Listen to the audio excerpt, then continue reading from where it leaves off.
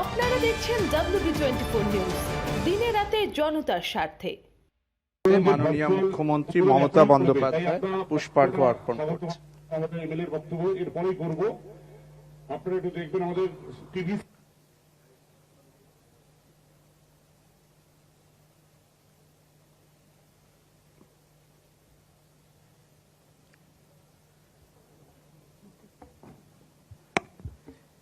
এরপর প্রথমেই চলে যাওয়া হবে আলিপুরদুয়ার জেলার ফালাকাটায় উদয়ন সংঘ ক্লাবে। সেখানেও দেশবন্ধু চিত্তরঞ্জন দাশের ১৫০তম জন্মবার্ষিকীতে দেশবন্ধুর প্রতিকৃতি মাননীয় মুখ্যমন্ত্রী এখান থেকে সেটির উদ্বোধন করবেন। ফালাকাটার উদয়ন সংঘ ক্লাব। হ্যাঁ, এটা হোক। নমস্কার ম্যাডাম। হ্যাঁ, নমস্কার করুন আপনারা ভালো করে। আমি জানি আলিপুরদুয়ার জেলা প্রশাসন এবং উদয়ন সংঘ ফালাকাটা উদয়ন সংঘ পক্ষ থেকে সবাই আছি। ম্যাডাম, আপনার অনুমতি নিয়ে আমরা আলিপুরদুয়ার দেশবন্ধু চিত্তরঞ্জন দাশের সেখানেও দেশবন্ধু চিত্তরঞ্জন দাশের ১৫০তম জন্মবার্ষিকীতে দেশবন্ধুর প্রতিকৃতি মাননীয় মুখ্যমন্ত্রী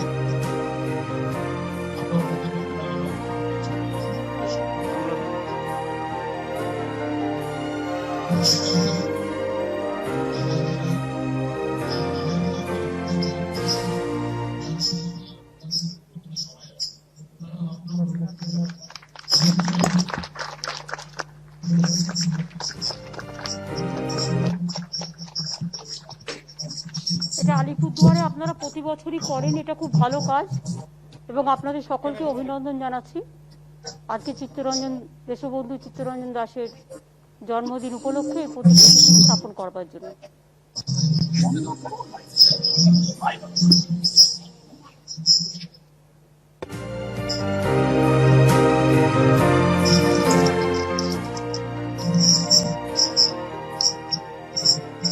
ঠিক আছে।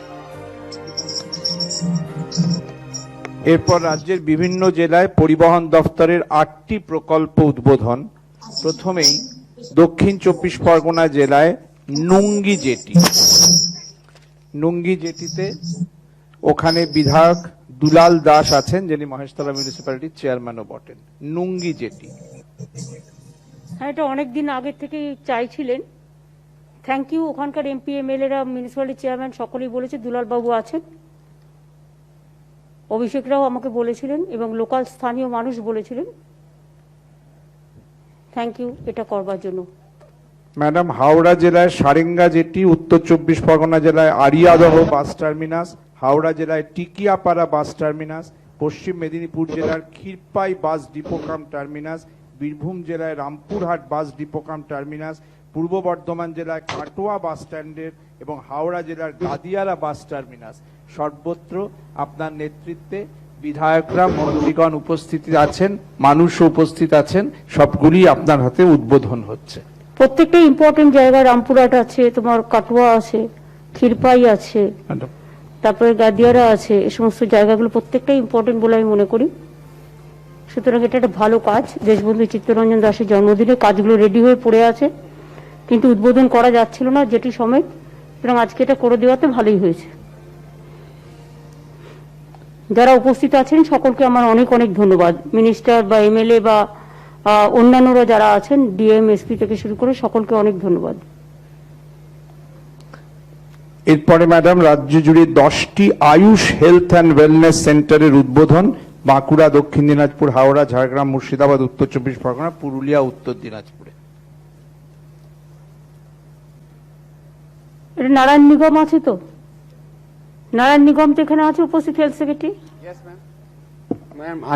হ্যাঁ হ্যাঁ, 10টা আয়ুষের সেন্টার উদ্বোধন হচ্ছে, এটা করে দাও।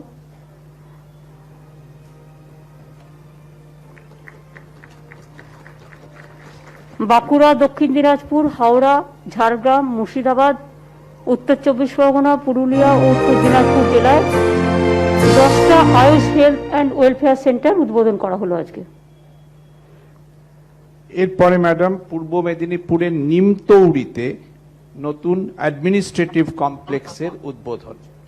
হ্যাঁ, আলিপুরদুয়ার জেলায় যেমন আমরা সব বিল্ডিং একসাথে করেছি একটা জায়গায় একটা কমপ্লেক্সে, সেরকম নিমতৌড়িতেও এটা হচ্ছে সেকেন্ড কমপ্লেক্স, যেটা মানে লাইক আলিপুরদুয়ার ফার্স্ট হয়েছিল, এটা হচ্ছে যে একই বিল্ডিং এ সমস্ত অফিস থাকবে।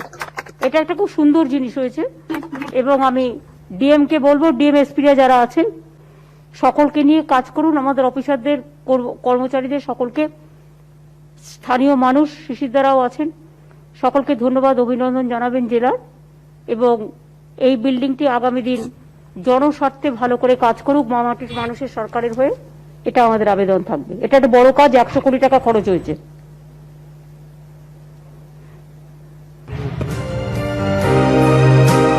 এখানে মনে হয় নতুন ডিএম বিভু গেছে না?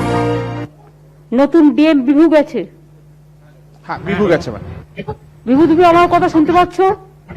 ম্যাডাম শুনতে পাচ্ছি ম্যাডাম। ঠিক আছে, দেখে নিও। ওখানে সুনীল যাদব আছে SP, madam SP administrative meeting conference আছে। ঠিক আছে, ঠিক আছে, সবাই মিলে ভালো করে করো ওটা। ঠিক আছে, থ্যাংক ইউ। ম্যাডাম নমস্কার ম্যাডাম।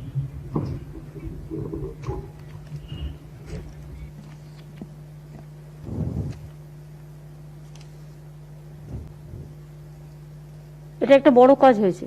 ম্যাডাম,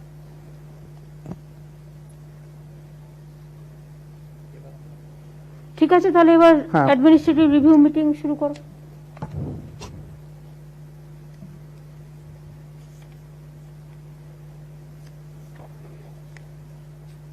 বসুন, আপনারা সকলে বসুন। হ্যাঁ,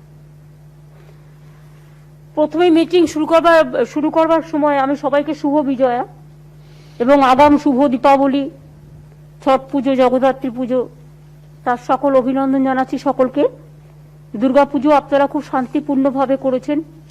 আমি অ্যাডমিনিস্ট্রেশনের সকলকে, পুলিশের সকলকে এবং আমি সমস্ত ক্লাবগুলোকে, পুজো কমিটিগুলো থেকে শুরু করে সর্বধর্ম সমন্বয় সকলকেই ধন্যবাদ এবং কৃতজ্ঞতা জানাচ্ছি।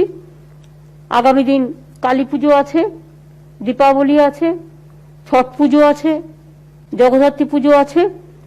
ঠিক এইভাবেই শান্তিপূর্ণভাবে, যাতে কোভিড স্প্রেড না করে, মানুষের কোনো অসুবিধে না হয়, এটা দেখে নিয়ে আমরা যতটা পারবো আমরা চেষ্টা করব নিজেদের দায়িত্ববদ্ধতা, নিজেদের দায়িত্বশীলতাকে বজায় রেখে। ক্লাবগুলো আমাদের হেল্প করবেন, প্রশাসন তাদের সাথে কথা বলে নেবেন জেলা ওয়াইজে, ব্লক ওয়াইজে, যাতে কোনো রকম কোনো প্রবলেম না হয়।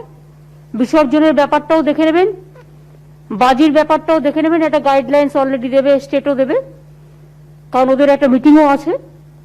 গাইডলাইন্স দেওয়ার পরে সেই মতো আপনারা কাজ করবেন। কালী পুজোর বিসর্জন, দুর্গাপুজোরটা মনে রাখবেন, একবারে না করে দুদিন টাইম নেবেন, যাতে একই দিনে সব একসাথে না বিসর্জন করে, আর বিসর্জনের নামে বড় বড় মিছিল না করে। কেউ কেউ আমি দেখতে পাচ্ছি প্যান্ডামিক ল মানছেন না, এবং বিশেষ করে আমি ধন্যবাদ জানাই স্থানীয় মানুষকে, সাধারণ মানুষকে। তারা কিন্তু প্যান্ডামিক লটা মানছেন, পুজো কমিটিও মেনেছেন,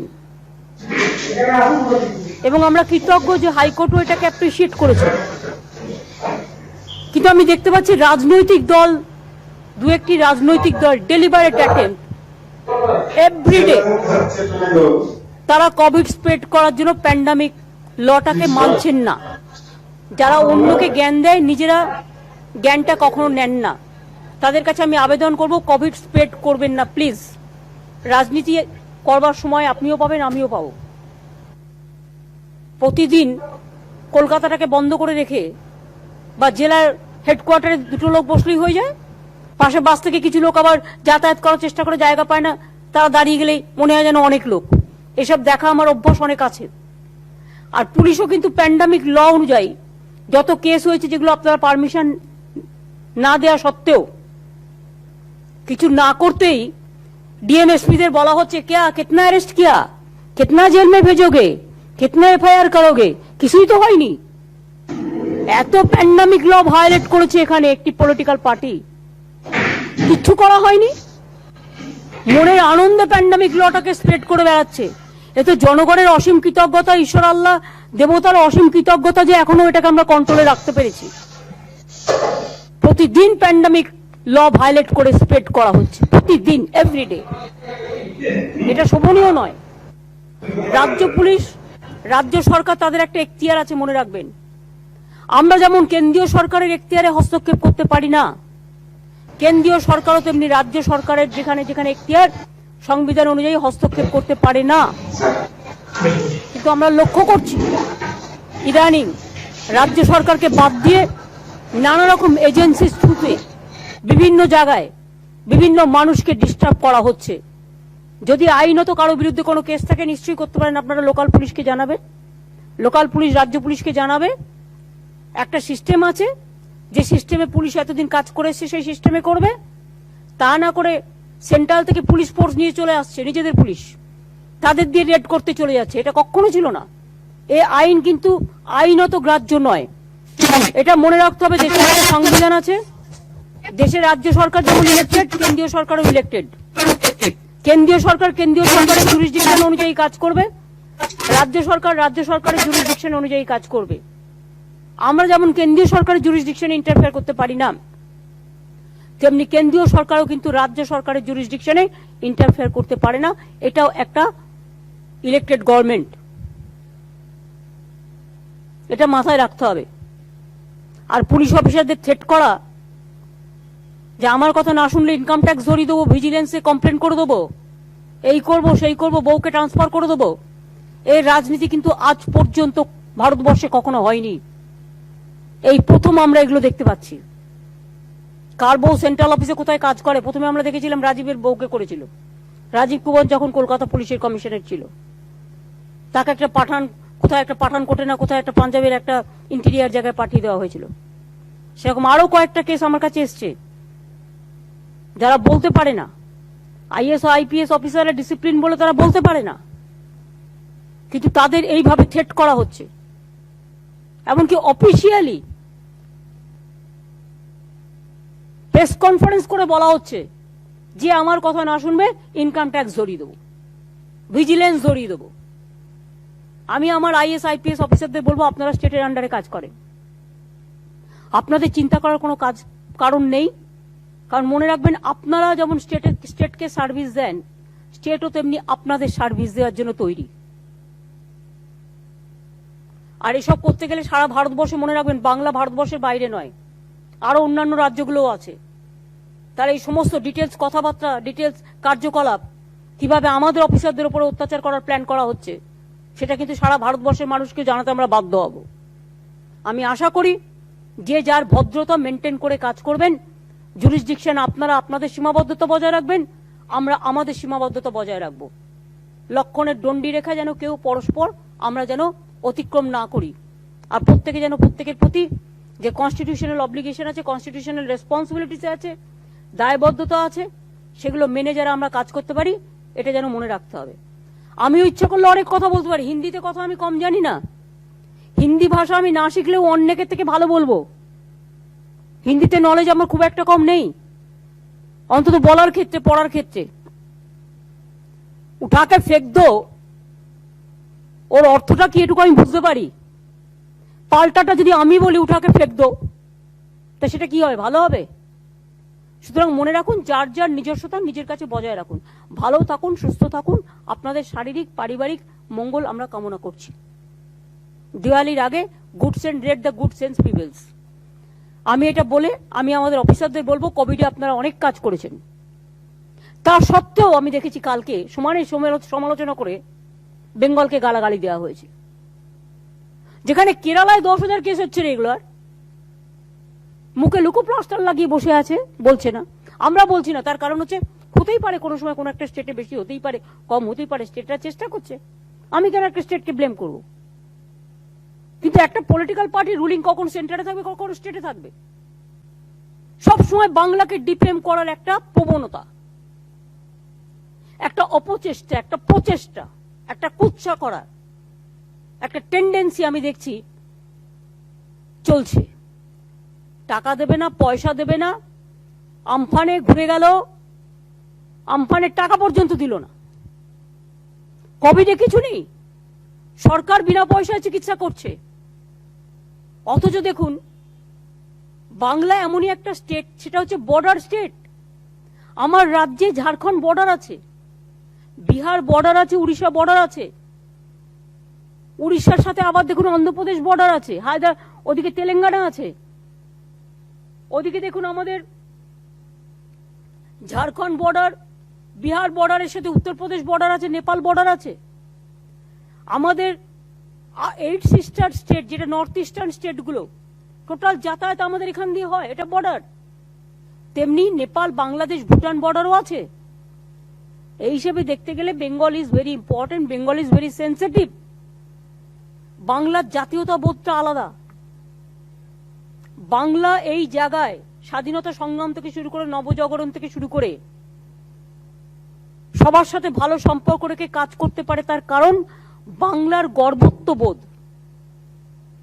বাংলার জাতীয়তাবোধ, বাংলার দেশপ্রেম, বাংলার স্বাধীনতা আন্দোলনে ভাগ নেওয়া। এমনকি গান্ধীজিও যখন দেশে আন্দোলন চলতো, ম্যাক্সিমামটা তিনি বাংলা, বিহারকে বেছে নিতেন। 15ই আগস্ট দেশ যখন স্বাধীন হয়, সেদিন কিন্তু ফ্রিডম অ্যাট মিডনাইটে গান্ধীজি দিল্লিতে ছিলেন না, তিনি বেলেঘাটায় ছিলেন গান্ধী ভবনে দাঙ্গা আটকানোর জন্য। এটা মনে রাখতে হবে, এগুলো ইতিহাস। কাজে গান্ধীজি, রবীন্দ্রনাথ, স্বামী বিবেকানন্দ, দেশবন্ধু চিত্তরঞ্জন দাস, নেতাজি নজরুল থেকে শুরু করে, স্বামী বিবেকানন্দ থেকে শুরু করে, এমনকি দেশের যারা মহান পিতা, মহান নেতা, সে ডক্টর রাজেন্দ্র প্রসাদই হোক, এপিজে আবুল কালামই হোক, আম্বেদকর সাহেবই হোক, বিরসা মুন্ডাই হোক, বল্লভভাই প্যাটেলই হোক, সে আমাদের লালবাল পালই হোক, আমরা সকলকে সম্মান করি। এমন কেউ নেই যে কাউকে আমরা সম্মান করি না। এটা কিন্তু বেঙ্গলের শিক্ষা নয়। বেঙ্গলের প্রাইমারি এডুকেশন থেকে এগুলো শেখানো হয়।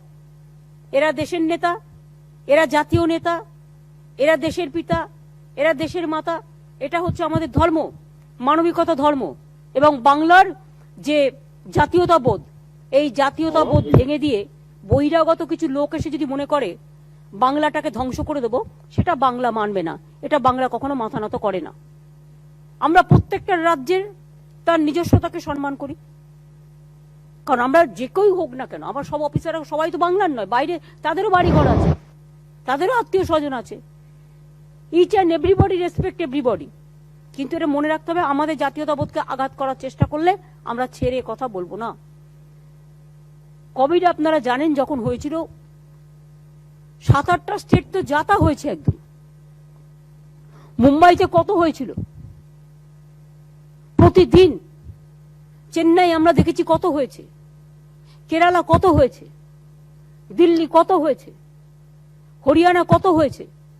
আমি নাম করে বলছি না, ইউপি কত হয়েছে, তো রেকর্ডই রাখে না।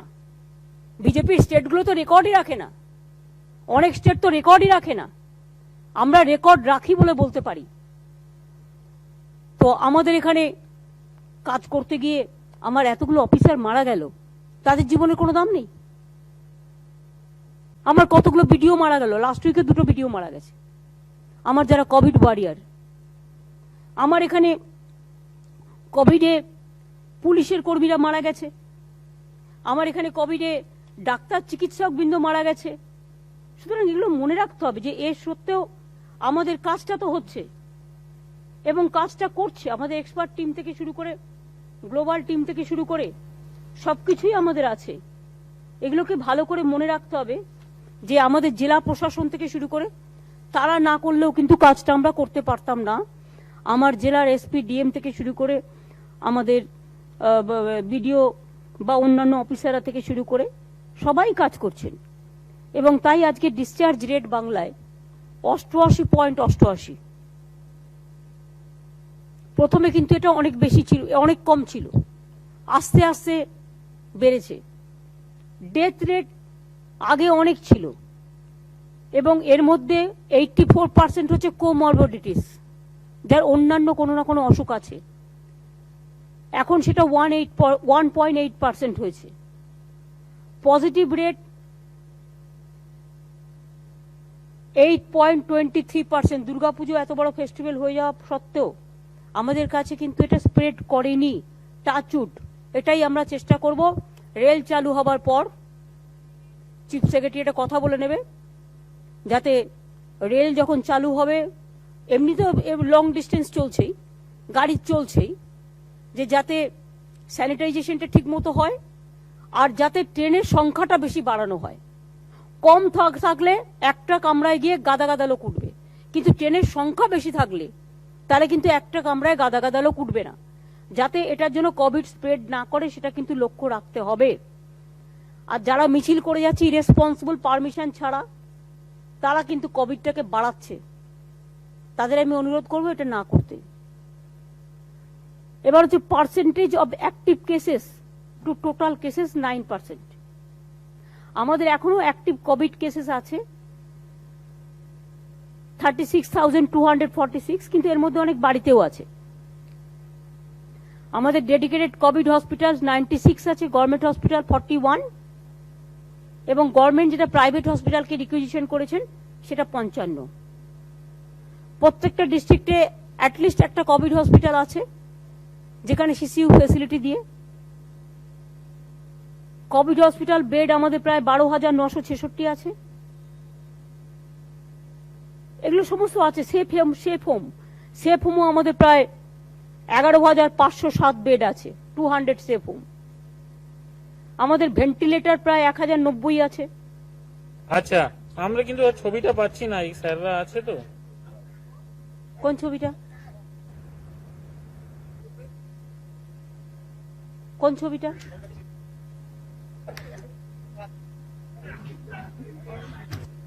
মিটিংয়ে যারা আছে তাদের ছবিগুলো মাঝে মাঝে একটু দেখাবেন, সেটাই বলছি মনে হয়। এবার হচ্ছে ভেন্টিলেটর আমাদের প্রায় 1,090 আছে। হাই ফ্লো নাসাল ক্যানুলা এটাও আমাদের প্রায় মোর দ্যান 500 আছে। সেফ হোম বেড 11,500 আছে এখনো। টোটাল টেস্টিং ল্যাব আগে ছিল 2টো, এখন 94 আউট অফ 94 44টা আমাদের যেটা আরটিপিসিআর আছে। অনেকে অ্যান্টিজেন টেস্ট করছে, আরটিপিসিআরটা করছে না, কিন্তু আমরা করছি। এটা বেঙ্গল করছে। টেস্ট 4 নভেম্বর পর্যন্ত টোটাল টেস্ট এখনো পর্যন্ত 47.33 লাখ, প্রায় 47.5 লাখ হয়েছে। এছাড়াও কল সেন্টার, ওয়ার্ল্ড সেন্টার যেটা ওয়ার্ল্ড গ্লোবাল গ্রুপ, তারপরে Covid management system, protocol monitoring system, expert team testing, এগুলো সবই হয়েছে, সবই আছে। Plasma bank.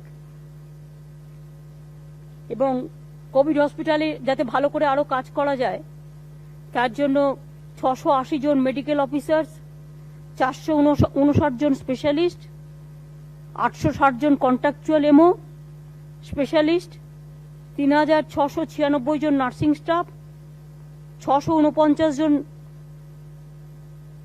Medical testing lab, 175 MTCCU and 157 contractual MTCCU improve করা হয়েছে ফর ট্রিটমেন্ট। এতে একটা বিরাট সংখ্যক লোককে আমরা কাজে লাগাতে পেরেছি।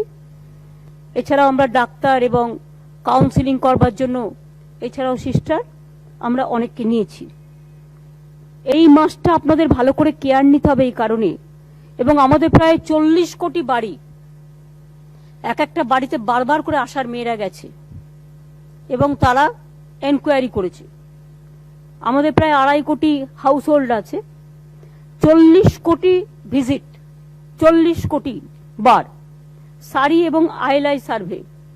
এটা করার ফলে আমরা জানতে পেরেছি যে আমাদের টিল ডেট 8,769 সারি এবং 4.46 lakh ILI suspects have been found, যাদের উপর মনিটরিং করা হয়, নজর রাখা হয়। এছাড়াও আমাদের স্পেশাল কম্বোডিটি সার্ভেও হয়েছে। কোভিড কেয়ারের জন্য যারা কোভিডে মারা যাচ্ছেন 10 লাখ টাকা করে গভর্নমেন্ট উইথ গভর্নমেন্ট জব, এটাও গভর্নমেন্ট দিয়েছেন, এবং ফ্রি ট্রিটমেন্ট। প্লাস যারা কোভিড ইনফেক্টেড হচ্ছে, কোভিড ওয়ারিয়াররা, তাদের 1 লাখ টাকা করে দেওয়া হচ্ছে। যে পুলিশ, যেমন আমার কোভিড ওয়ারে হেলথ ওয়ার্কার যারা আছে তাদেরগুলোর কথা আমি বলছি।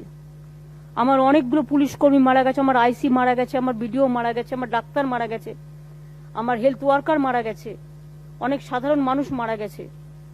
আমরা প্রত্যেকে এর জন্য, এবং আমাদের এমএলএরাও মারা গেছেন। আমার যেমন মেটে গুরুপদ মেটে মারা গেছে, ওদিকে আমাদের সমরবাবু মারা গেছে, না এর সমরস দাস মারা গেছে, তারপরে আমাদের তমনাশ ঘোষ মারা গেছে, ওরাও মারা গেছে কোভিডে।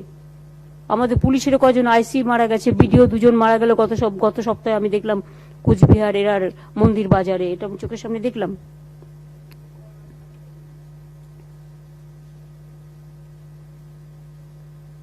আজকে কয়েকটা পয়েন্ট নিয়ে আমি আলাপন যেটা বলবো, এটা আমাদের তো আমরা লাস্ট আগস্ট মাসে করেছিলাম অ্যাডমিনিস্ট্রেটিভ রিভিউ মিটিং, এবং আজকে নিয়ে এই মিটিং এর সংখ্যাটা আমাদের টোটাল মিটিং হবে 475টা আমাদের সরকার আসার পর administrative review meeting. It's not a matter of jokes, এটা খুব সিরিয়াস ব্যাপার। এখানে আমাদের সমস্ত সবাই থাকে। সবাইকে বিজয়া শুভেচ্ছা এবং দীপাবলি সব করে আমি আমফান এবং কোভিডের জোড়া ধাক্কা সামলেও উন্নয়নটা আমরা সমান মতো করতে পারছি, চেষ্টা করছি,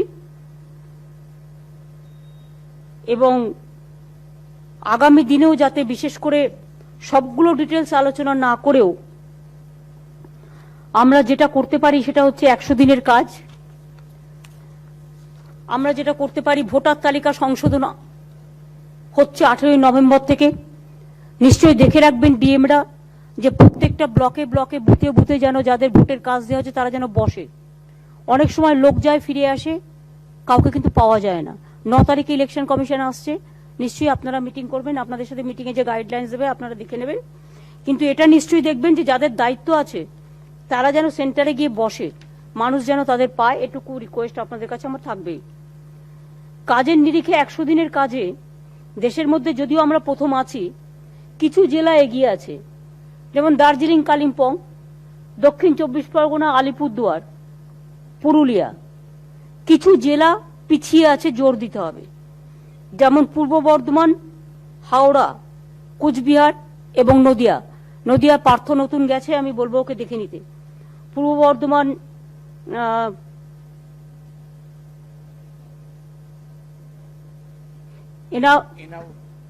এনাউল রহমান পূর্ব বর্ধমান গেছে, দেখে নিতে হবে।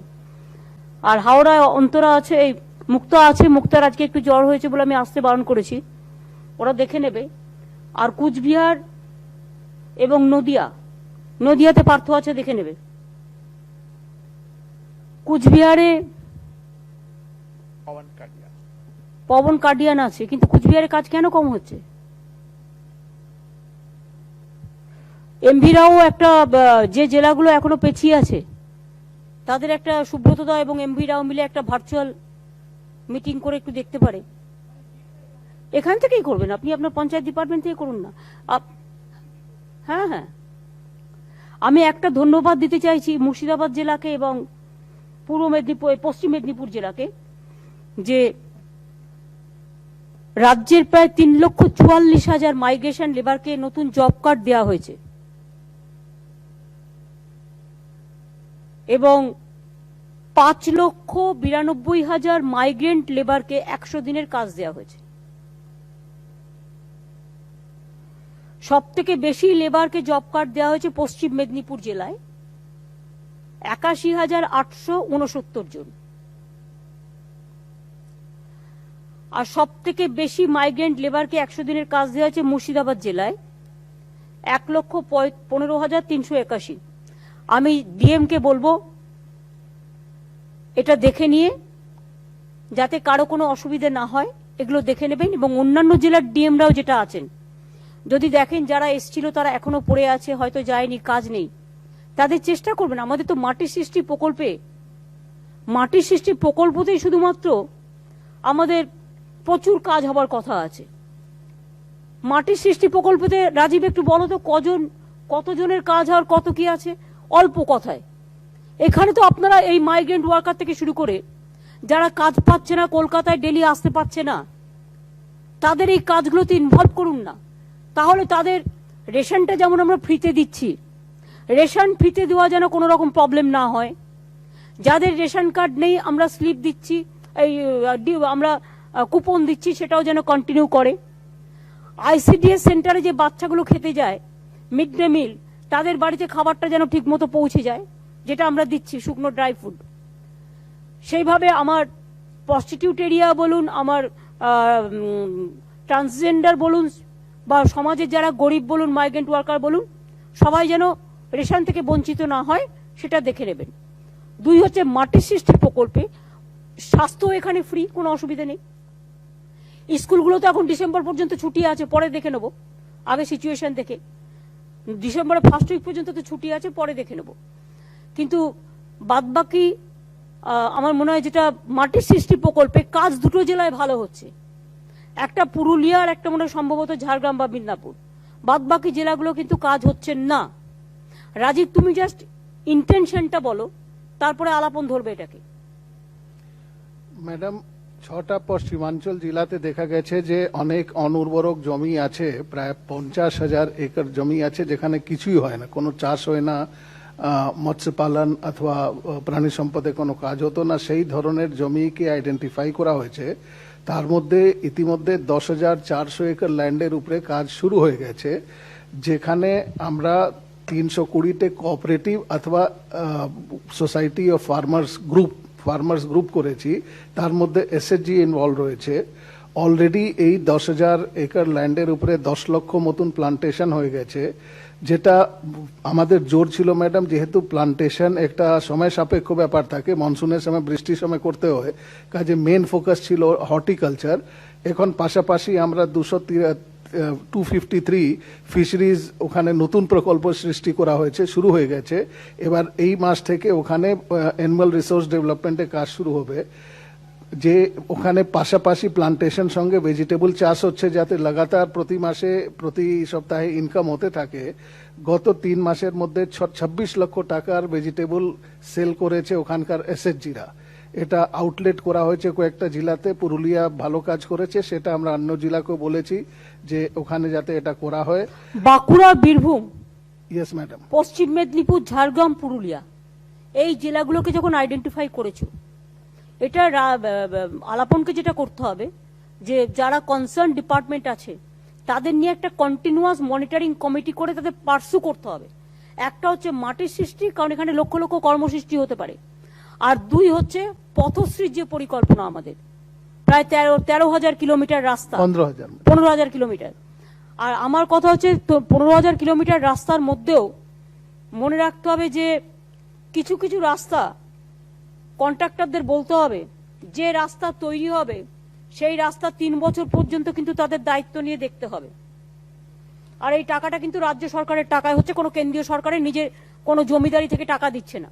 আমাদের এখান থেকে 40-50% টাকা তুলে নিয়ে যায় কেন্দ্রীয় সরকার নানা রকম ট্যাক্স বাবদ, কিন্তু রাজ্য সরকারের পাওনা বাবদ কিছু দেয়, সেই টাকাটা কেন্দ্রীয় সরকারের টাকা হিসেবে গ্রাহ্য হয় না, এটা রাজ্যের টাকা।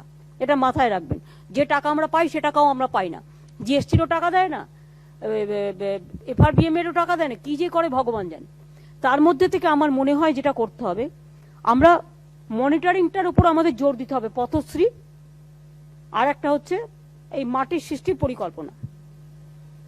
ম্যাডাম, মাটির সৃষ্টিতে ইতিমধ্যে এই কোভিড থাকা সত্ত্বেও 14,70,000 ম্যান্ডেজ ক্রিয়েট হয়েছে, এরা কর্মসংস্থান এতটা সৃষ্টি হয়েছে ওখানে।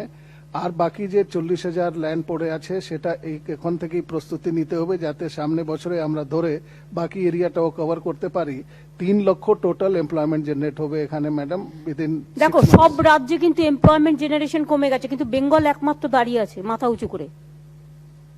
এই জন্যই 100 দিনের কাজ বলো, মাটির সৃষ্টি বলো, পথশ্রী বলো, নানা রকম কাজের মধ্যে দিয়ে আমি চাইছি ডিপার্টমেন্ট টু ডিপার্টমেন্টকেও একটু ভালো করে পার্শ্ব করতে হবে। হর্টিকালচার নন্দিনীদের বলো একটু এফেক্টিভ রোল প্লে করতে, সুব্রত আছে, আরো যারা আছে, এগ্রিকালচার বলো, ফিশারিজ বলো, রুরাল বলো, সমস্ত ডিপার্টমেন্ট, যে ডিপার্টমেন্টগুলো ইনভলভ আছে, অ্যাগ্রো মার্কেটিং বলো, পঞ্চায়েত বলো, কোঅপারেটিভ ডিপার্টমেন্ট বলো, এগুলোকে তো কাজে লাগাতে হয় ভালো করে। আর সড়ক নির্মাণেও আমরা প্রথম, এবং স্বাধীনতার সময় থেকে 2011 পর্যন্ত সড়ক নির্মাণ হয়েছিল 30,000 কিলোমিটার। আর আমরা এই 8 বছরে আমরা প্রায় 9 লক্ষ কিলোমিটার রাস্তা তৈরি করে ফেলেছি অলরেডি। 9 লক্ষ, হিসেবটা ক্যান ইউ ইমাজিন? এর মধ্যে একটা বড় অংশ হচ্ছে গ্রামীণ রাস্তা। একটা দুটো ক্ষেত্রে কমপ্লেন আছে, বাদবাকি যারা, আমি বলবো যাদের তোমরা দায়িত্ব দিয়ে সেন্ট্রালি এই কাজটা করাচ্ছ, কেউ কেউ নিজের লোকাল ইন্টারেস্টের জন্য বদনাম করে দেয়, আমার ডিমান্ডে এটা করতে হবে, সেটা হবে না। করতে যেটা হবে সেটা হচ্ছে কাজটা যেন ঠিক হয়। গভর্নমেন্টের প্রত্যেকটা পয়সার মূল্য আছে, এটা পাবলিকের পয়সা। যে কন্ট্রাক্টর কাজ নেবে সে যদি ঠিকমতো কাজ না করে দেখে নেবে। কেউ একটা কমপ্লেন করলো, কমপ্লেনটা তো অ্যানোনিমাসও হতে পারে, কমপ্লেনটার কোনো ভ্যালুই নেই, কোনো পার্সোনাল ইন্টারেস্ট আছে কারো যার জন্য করছে। একটা কমপ্লেন করে টিভিতে দুটো দেখিয়ে দিল, টিভিতে তখন ক্রস চেক করে না যে আদৌ ঘটনাটা সত্য কিনা, হট করে লোকাল রিপোর্টার একটা দেখিয়ে দিল। অনেক সময় এগুলোও হয়। সুতরাং দেখে নেবে যে সত্যি ঘটনাটা সত্যি কিনা। আর যখন কাজের অর্ডারটা দেবে তখন স্টেট বলে দেবে 3 বছর মেনটেনেন্স তোমায় করতে হবে, ভেঙে গেলেও তোমায় করতে হবে, ভালো থাকলেও তুমি বেঁচে গেলে। আর বড় গাড়িগুলো, পুলিশকে যেটা আমি বারবার বলবো, গ্রামীণ রাস্তা দিয়ে বড় ট্রাক যাবে না, ওভারলোডেড ট্রাক যাবে না। বারবার বলা সত্ত্বেও আমি দেখেছি কিছু লোকের ভাবে আমি 2 বছর থাকলাম, 2 বছর আমি যা পারলাম করে নিলাম। এটা হবে না। সারা জীবনের জন্য কিন্তু তার বিরুদ্ধেও কিন্তু কেস হবে, এবং এমন কেস হবে যে সেখান থেকে সে রেহাই পাবে না। বারবার এটা বলা সত্ত্বেও এটা কিন্তু মাথায় রাখতে হবে, সিরিয়াসলি মাথায় রাখতে হবে। কাজে পথশ্রী অভিযান আর 100 দিনের কাজ, এটা প্রত্যেকটা জেলায় জেলায় করা হচ্ছে। আর একটা হচ্ছে বাংলা সহায়ক কেন্দ্র, বিএসকে। আমি দেখছিলাম কদিন আগে একটা কাগজ রিপোর্ট করেছে, আমি জানি কে রিপোর্ট করেছে, আমি নামটা আর বলছি না। কেন্দ্রের তথ্য মিত্র কেন্দ্র তুলে দেওয়া হলো। আমরা কেন তুলবো? তো প্রাইভেটে ছিল, প্রাইভেটের সেই কোম্পানি সম্ভবত চালাতো, এবং তারা এক একটা ইনফরমেশনের জন্য জনগণের কাছে পয়সা নিত। কই সেটা তো আপনারা লেখেননি ভাই। যে আপনি এটা লিখতে গেলেন, যিনি খবরটা করলেন চটপট ফার্স্ট পেজ নিউজ করার জন্য, একবারও কি এটা লিখেছিলেন যে ওখানে একটা কন্যাশ্রী ফর্ম কোথায় পাবো এই কথাটা বলে ইনফরমেশন দিতে গেলেও তাকে পয়সা দিতে হয়?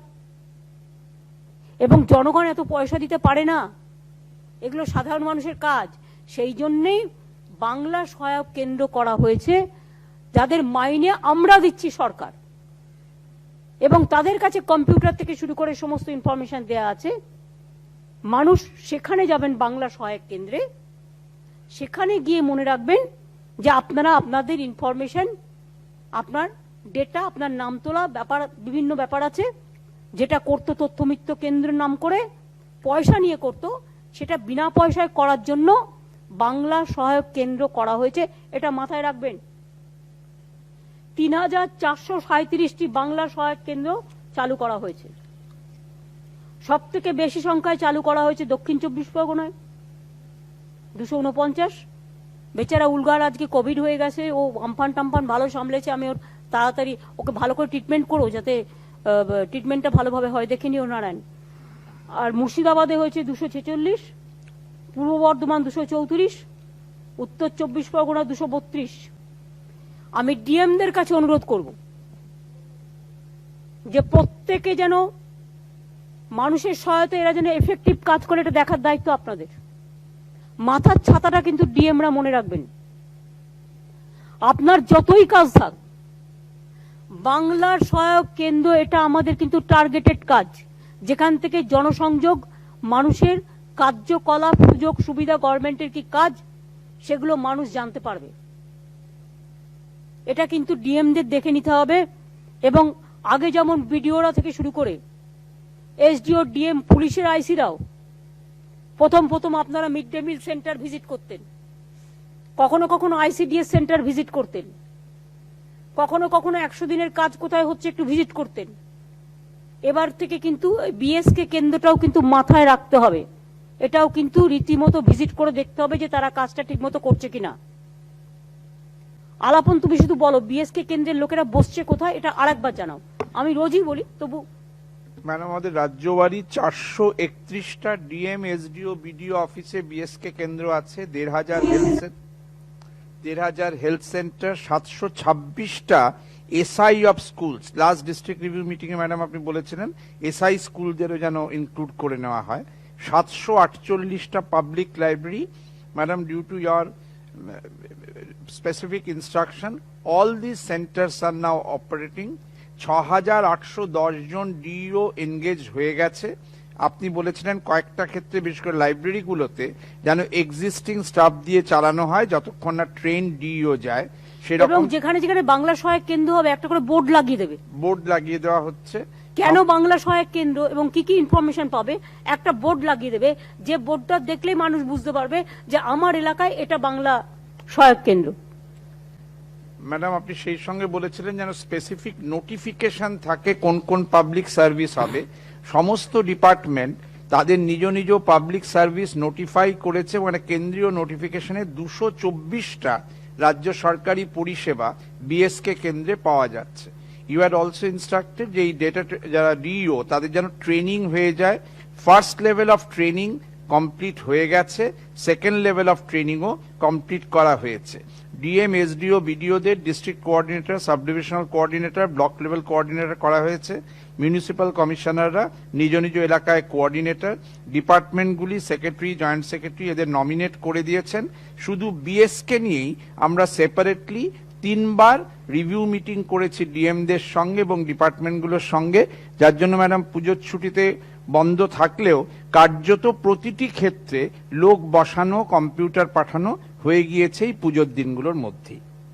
না, পুজোর দিনগুলোর মধ্যে আমি জানি আমার অফিসাররা কেউ ছুটি নেননি, বা আপনারা যারা কাজের জন্য কাজে ছিলেন তারা কিন্তু কাজটা করেছেন, এটা আমি জানি। একদিকে তো কোভিড চলছে, প্রায় 56 জন পুলিশ কর্মী আমাদের, কয়েকজন বিডিও, ডেপুটি ম্যাজিস্ট্রেট, স্বাস্থ্য দপ্তরের কয়েকজন ডাক্তার, নার্স, প্রাইভেটও মারা গিয়েছেন। মনে রাখবেন, বাইরের লোক যখন যাতায়াত করে তখন সংখ্যাটা একটু বাড়ে। এখন যেহেতু একসাথে এত মিছিল মিটিং, হঠাৎ মিছিল মিটিং করার প্রবণতা এত বেড়ে গেছে, ইলেকশন তো অনেক দেরি, ফলে এতে পজিটিভ রেটটা বাড়ে। দিল্লি টিল্লিতে আপনারা দেখেছেন এমনিতেই বাড়ছে, মিছিল মিটিং হচ্ছে না তাতেও। কেরালায় বেড়েছে, দিল্লিতে বেড়েছে, মুম্বাইতে বেড়েছে, অন্যান্য রাজ্যেও বেড়েছে।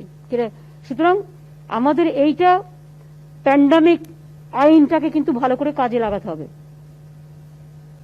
এবং যেটা সচেতনতা যে দয়া করে একসাথে মিক্স আপ হবেন না, মাস্ক ইউজ করুন, এই কথাগুলো বারবার করে আমাদের বলতে হবে।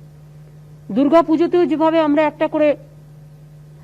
একটা প্রোটোকল মেনটেন করেছিলাম, সব ক্লাবকে জানিয়েছিলাম আশা করি পুলিশের একটা মিটিংয়ে, সেই রকম দেওয়ালিতেও আপনারা কি কি করা উচিত কি কি করা উচিত না এমন কিছু করবেন না যাতে মাথার উপরে আকাশ ভেঙে পড়লো, তা নয়।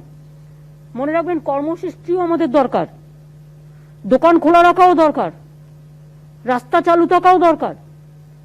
আবার উৎসব একদম পালন হবে না সেটাও নয়, উৎসব পালন করাও দরকার, কিন্তু শান্তিপূর্ণভাবে দায়িত্বশীলতার সাথে একটা সিস্টেম করে দেবেন, যেটা দুর্গাপুজোয় করা হয়েছিল সেই সিস্টেম অনুযায়ী যাতে বাদবাকি প্রোগ্রামগুলো হয় সেটা নজরে রাখবেন, তাহলে অনেকটা কাজ হয়ে যাবে। হ্যাঁ, আলাপন আর কি বলার আছে বলো, তোমাদের আর কি ডিএমদের বলার আছে?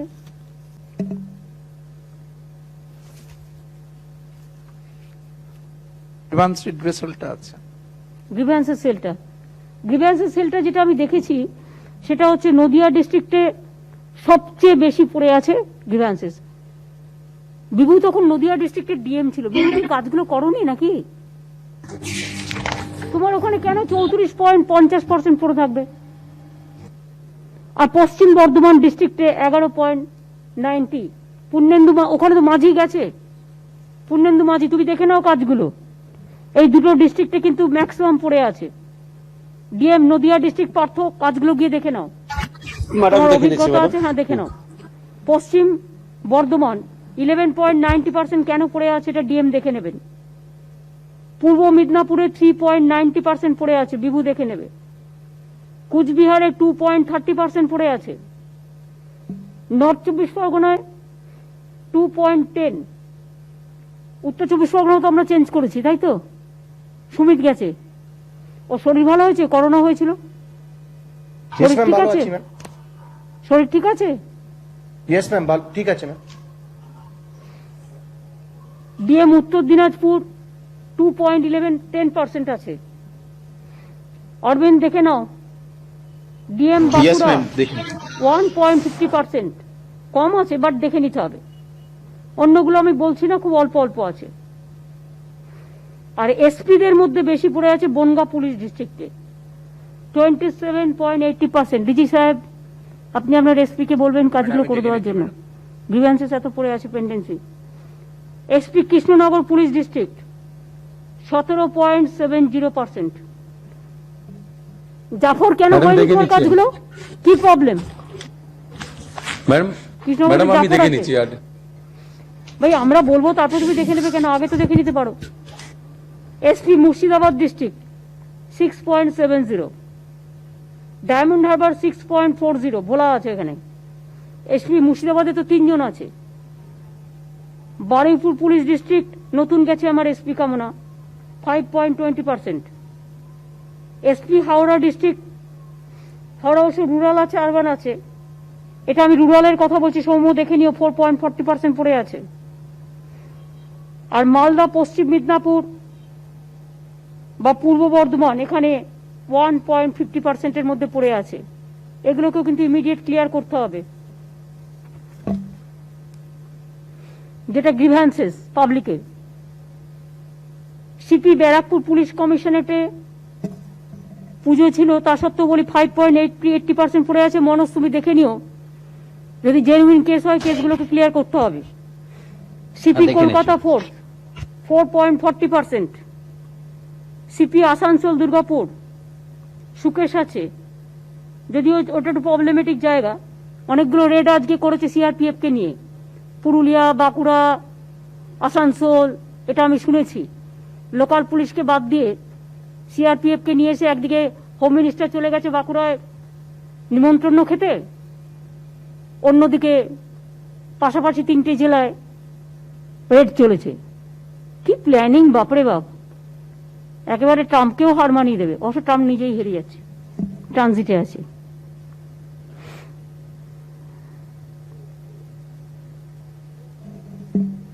আর কিছু মিউনিসিপ্যালিটি আছে ববি, বিধাননগর মিউনিসিপাল কর্পোরেশনের এখন যদিও বোর্ড নেই, মানে এমনি বোর্ড আছে বাট ইলেক্টেড বোর্ড নেই, 97.70%। কেন পড়ে আছে দেখে নাও তো কাজগুলো কি। তোমার খলিল আছে, খলিল কি করে? খলিল এই কাজগুলো দেখে না, মনিটরিং করে না? তুমি তো ভালো অফিসার ভাই, আগে তো তুমি কাজ করতে, এখন কেন করো না? 3%, আমার এখানে আছে 97.70%। এই সেলিম, ও বলছে 3%, তুমি বলছো 97.70, কারটা ঠিক? ওভারঅল নয়, কর্পোরেশন। আমি বিধাননগর কর্পোরেশন স্পেসিফিক বলেছি। খলিল সাহেব, আপনাকে বিধাননগর কর্পোরেশনের ওকে ডেকে নিয়ে এটা করাতে হবে। বিধাননগর আপনার ডিপার্টমেন্ট বলছে না, বিধাননগরে প্রত্যেক কর্পোরেশনে একটা আপনি রিভিউ নেবেন। Durgapur municipal corporation Bobby 95.50%।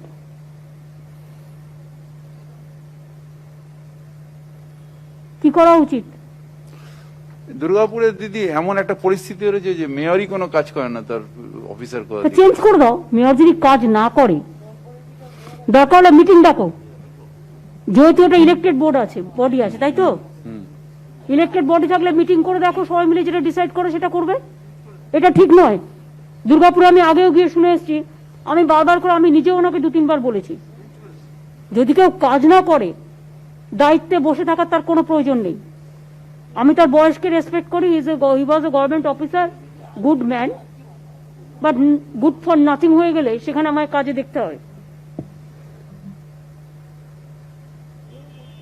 আর এখন আবার নতুন টেকনিক হয়েছে, কাউকে কিছু বলতে গেলে কেন কাজটা করছো না, অন্য পার্টিতে চলে যাবো, যাক, যে যেতে চায় তাকে যেতে বলো।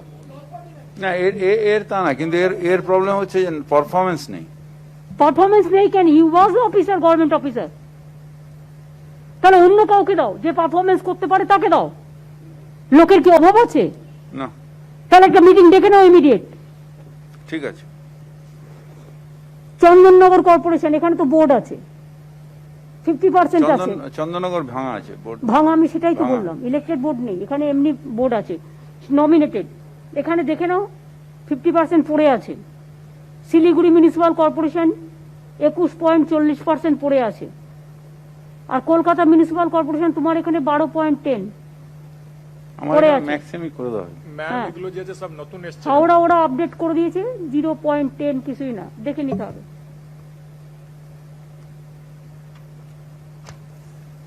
আর ডিপার্টমেন্ট অনুযায়ী আমরা যেটা রিভিউ করে দেখেছি, পঞ্চায়েত অ্যান্ড রুরাল ডেভেলপমেন্ট 48.20% পড়ে আছে। কেন মিস্টার রাও একটু ডিএমদের কাছ থেকে কালেকশন করে সেলিমকে নিয়ে বসে আপনি এগুলো ক্লিয়ার, একটা দিন 15 দিন অন্তর একটা দিন করে বসুন না, বসে এগুলোকে ক্লিয়ার করে দিন না। ধরুন কেউ একটা বাড়ি চাইছে, ঠিক আছে, আপনি হয়তো এই লিস্টে দিতে পারছেন না, তাকে বলুন যে ভাই নেক্সট পেজে যখন হবে তোমার নামটা আসবে, তাকে ডেকে কথা বলে তার নামটা রেজিস্টার করে এইটুকু তো করুন, তাহলে তো সে উপকৃত হবে। পঞ্চায়েতে এইসব কাজই বেশি থাকে। হোম অ্যান্ড হিল অ্যাফেয়ার্সে এটা পড়ে থাকে, তার কারণ এটা অন্য কোনো ব্যাপার নয়, এটা হচ্ছে ওদের রেকারিং খরচার জন্য।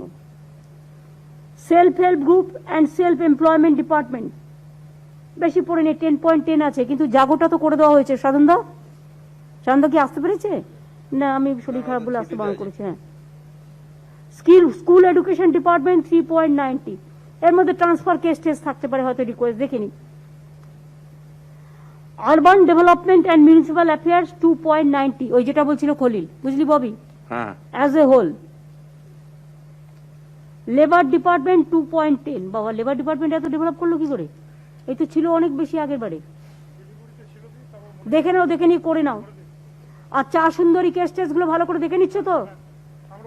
আলাপন চা সুন্দরী কেস নিয়ে ম্যাডাম, আলিপুরদুয়ার এবং জলপাইগুড়ি ডিস্ট্রিক্টে সমস্ত ডিএমদের যা যা আইডেন্টিফাই করার কথা ছিল সমস্ত হয়ে গেছে এবং নেক্সট স্টেজের কাজটাও শুরু করে দিয়েছে। দার্জিলিং, কালিম্পং, কার্শিয়াং, মিরিকটাও দেখে নিও, ওটাও তো চা বাগান অধ্যুষিত। আর শিলিগুড়ির আবার এদিকে প্লেনের এদিকে বাগডোরের ওদিকে দু একটা চা বাগান টাগান আছে, নকশাল বাড়িটারিতেও আছে। হেলথ অ্যান্ড ফ্যামিলি ওয়েলফেয়ার 1.60, কিছুই না, এটা হয়তো কোনো ট্রান্সফার কেস আছে বা কিছু একটা, এটা দেখে নেবে।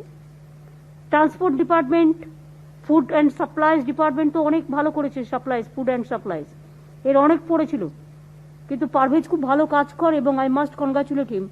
এই প্যান্ডামিক টাইমে বিশেষ করে রেশনে যে প্রবলেম, একটা দোকানকে নিয়ে যেভাবে দেখাচ্ছিল, একটা কিছু আমি লক্ষ্য করে দেখেছি, লক্ষ লক্ষ লোকের কাজ হয়, 10 কোটি লোক একটা জায়গায় কেউ একটা প্রোগ্রাম উস্কে দিয়ে সেটাকে নিয়ে বারবার নেগেটিভটা বলে, পজিটিভটা বলে না।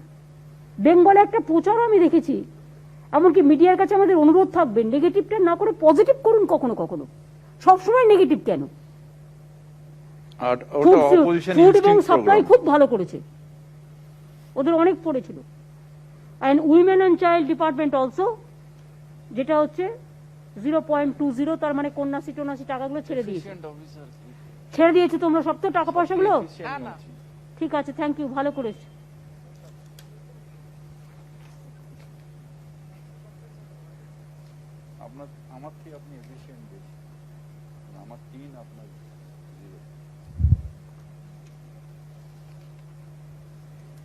একটা কথা আমি আপনাদের বলি, যেটা মনে হয় চিফ সেক্রেটারি এবং এগ্রিকালচার ডিপার্টমেন্টের এবং পুলিশের এনফোর্সমেন্টের দেখা উচিত।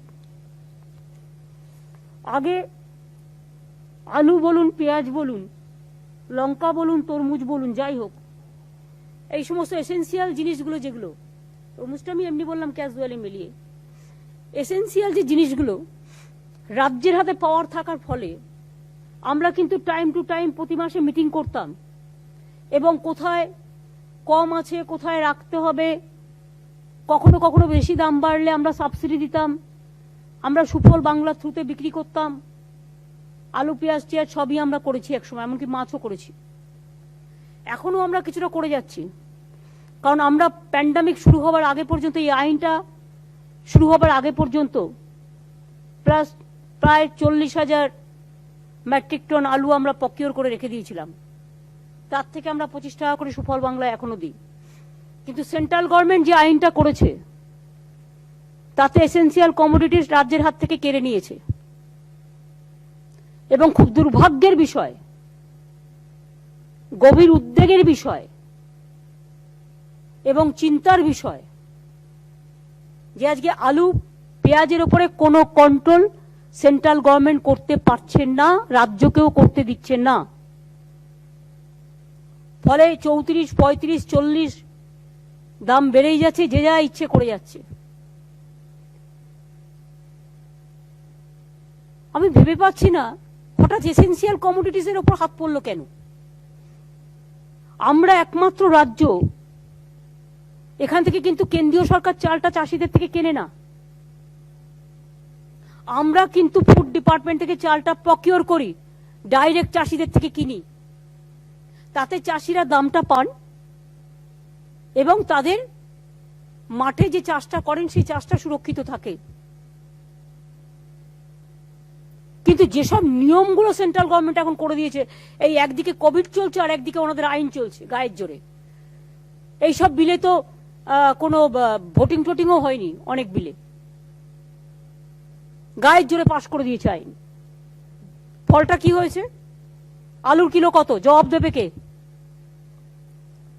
ममता बनर्जी को तो उकड़े फेंक दो, ठीक है बुझलाम, तो आलू का भाव इतना बढ़ा कौन उकड़ाएगा आप लोगों को? प्याज का भाव इतना बढ़ा कौन देखेगा? एसेंशियल कमोडिटीज एक्ट लेके बैठे हो तो आपको दिखना है कि पब्लिक आलू को इतना भाव होने से पब्लिक क्या खाएगा? चावल का साथ आलू भी थोड़ा खाएगा तो कैसे खाएगा? आलू नहीं मिलेगा, प्याज नहीं मिलेगा, मार्केट में चावल नहीं मिलेगा, तो कौन किसको फेंकेगा? আমাদের রিকোয়েস্ট হচ্ছে, আমরা আজকে এই রিভিউ মিটিং থেকে আমি একটা চিঠি দেবো ভেবেছি। আমি চিফ সেক্রেটারিকে অনুরোধ করবো এগ্রিকালচার মার্কেটিং এর সাথে কথা বলে আমার নামে একটা প্রাইম মিনিস্টারের কাছে চিঠি যাবে যে আলু পেঁয়াজ যেটা বাজার থেকে উধাও হয়ে যাচ্ছে, আউট অফ কন্ট্রোল হয়ে গেছে এবং দাম বেড়ে যাচ্ছে, কেউ দেখবার নেই, কন্ট্রোল করার কেউ নেই। আগে যেটা আমরা কন্ট্রোল করতাম, আইদার আমাদের পাওয়ার ফিরিয়ে দেওয়া হোক রাজ্যকে দেখার জন্য, তাহলে আমরা এগুলোকে টাইম টু টাইম যাতে দাম না বাড়ে আমরা এগুলো দেখে নেবো যাতে মানুষ পায়। আর তা নাহলে আপনারা যদি নিজেদের হাতে দায়িত্ব নিয়ে থাকেন আপনারা কন্ট্রোল করুন। আলু পেঁয়াজের দাম অত্যন্ত বেড়ে গেছে, আমাদের নামে দোষ দিয়ে লাভ নেই, আমাদের হাত থেকে পাওয়ার কেড়ে নিয়েছেন। তা সত্ত্বেও আমি আমাদের এনফোর্সমেন্ট ডিপার্টমেন্টকে বলবো, মার্কেটিং ডিপার্টমেন্ট এগ্রিকালচারকে বলবো যে আপনারা একটুখানি মার্কেটে ঘুরে ঘুরে দেখুন তো কোথায় কোথায় হোর্ডিং করে রেখে দিচ্ছে। এই হোর্ডিং যাতে আগে করতে না পারতো সেই কাজটা আমরা স্টেট গভর্নমেন্ট করতাম, এখন তো হোর্ডিং করার ব্যবস্থা করে দিয়েছে। কে কোথায় হোর্ডিং করে রেখে দিচ্ছে, বাজারে মাল নেই। কোল্ড স্টোরেজ থেকে শুরু করে সব জায়গায় কি হচ্ছে কিছু বুঝতে পারছি না। এই তো মার্কেটে একটা প্যান্ডামিক সিচুয়েশন চলছে আলু পেঁয়াজ নিয়েও। হ্যাঁ, আর এখন মামলা কৃষি মামলা করতে হবে না, কোর্ট না, আইনটাই তো করেছে হোর্ডারদের প্রোটেকশন দেওয়া, হোর্ডারদের প্রোটেকশন দেওয়ার জন্য, ব্ল্যাক মার্কেটিয়ারদের প্রোটেকশন দেওয়ার জন্য এটা হয়েছে। এই আইনটা পুরোপুরি অ্যান্টি পিপল, এবং সেই জন্য আমার একটা চিঠি যাবে যে either you withdraw from this এ, you allow state government to do the jobs, অনেক স্টেট গভর্নমেন্ট বলেছেও, আদারওয়াইজ ইউ কন্ট্রোল ইট। আমার কোনো প্রবলেম নেই, আমি আলু চাই বাজারে লোক সস্তায় পাক, ন্যায্য দামে পাক। আমরা চাই পেঁয়াজ লোক বাজারে সস্তা দামে পাক, লঙ্কা সস্তা দামে পাক, চাল সস্তা দামে পাক, জিনিসপত্র সস্তা দামে পাক। একেতে কোভিডের নামে কাজ বন্ধ, কোভিডের নামে কত লোকের এমপ্লয়মেন্ট চলে গেছে, গরিব লোকেরা কাজে যেতে পারে না, বেকারি বেড়ে গেছে সারা দেশে, মাইগ্রেন্ট ওয়ার্কাররা না খেতে পেয়ে মারা যাচ্ছে। আর এই অবস্থায় আলু পেঁয়াজের দামগুলো, আলু পেঁয়াজের সমস্তগুলো নিয়ে নিয়েছে সেন্ট্রাল গভর্নমেন্ট হাতে, তো কি করবে? তো আমার ঘরের মধ্যে গিয়ে রান্নাটাও কি তারা করে আসবে নাকি? আইনটা কি, সংবিধানটা কি? আমার একটা ঘর আছে, এটা আমার ব্যক্তিগত অধিকার, আমার অধিকার, এই ঘরটা আমার। আমি কোথায় রান্নাঘর করব, কোথাও বাথরুম করব, কোথায় ড্রয়িং রুম করব, আমি কি খাবো, কি রান্না করব, এটা আমার এখতিয়ার, আমার অধিকার। সেখানে যদি ভেতরে ঢুকে গিয়ে বলে যে কেউ যে না তোমার রান্নাঘর এখানে হবে না, তুমি এখানে রান্না করতে পারবে না, তুমি এই খাবারটা খেতে পারবে না, তুমি এখানে ঘুমোতে পারবে না, তুমি তোমার ঘর থেকে বেরিয়ে যাও, তাহলে আমি গিয়ে থাকবোটা কোথায়? আমাকে তো অল্টারনেটিভ অ্যাকোমোডেশন দিতে হবে যদি তুমি আমাকে এভিকশন করো। তো অল্টারনেটিভটা কোথায়, অপশনটা কোথায়? Option is not there. আমার মনে একটা সার্ভে, আমি চিফ সেক্রেটারিকে বলবো, অ্যাগ্রো মার্কেটিং পুলিশ সবাইকে নিয়ে একটা মিটিং করে একটা সার্ভে এলাকা টু এলাকায় আমরা যেমন আগে করতাম, কে কোথায় হোর্ডিং করে রেখে দিয়েছে, কিভাবে কি হচ্ছে, কে কোথা থেকে কোন কমিউনিকেশন কোন চ্যানেলে জনগণের উপর দাম বাড়িয়ে দিয়ে জনগণের পকেট কেটে এইসব জিনিসগুলোকে অ্যালাউ করছে, এটা আমাদের দেখতে হবে। বর্ডারগুলোর উপরেও নজর রাখতে হবে, এবং যে কায়দায় আমরা আগে একটা সিস্টেম করে, একটা সিস্টেমের মধ্যে দিয়ে কাজ করতাম, মনে রাখবেন আমাদের যে জিনিসগুলো প্রতিদিন কাজে লাগে, যে শস্য, যে সবজি, যে ফসল, যে ফলন, যেটা আমার রোজ কাজে লাগে, সেটা আমরা রাজ্য আমার মতো করে আমি দেখি।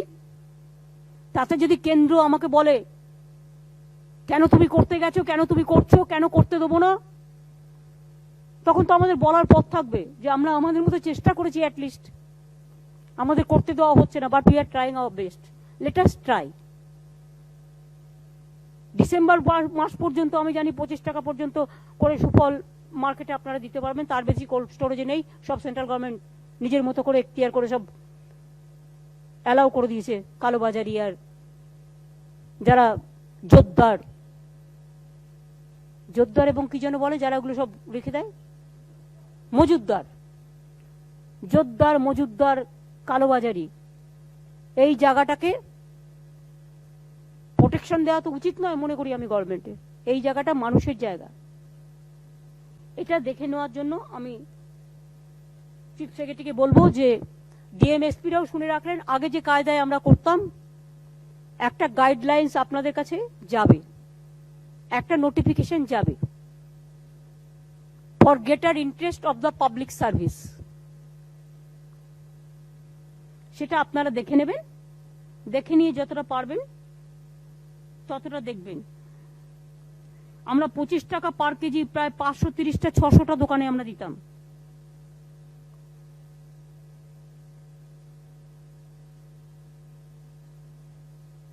এবং এখানে কোনো উপায় নেই, either central government take over করে, যেটা টেক ওভার করেছে সস্তায় মানুষকে জিনিস দিক, তা নাহলে আমাদের হাতে ছেড়ে দিক, এর বিকল্প কিছু আর নেই।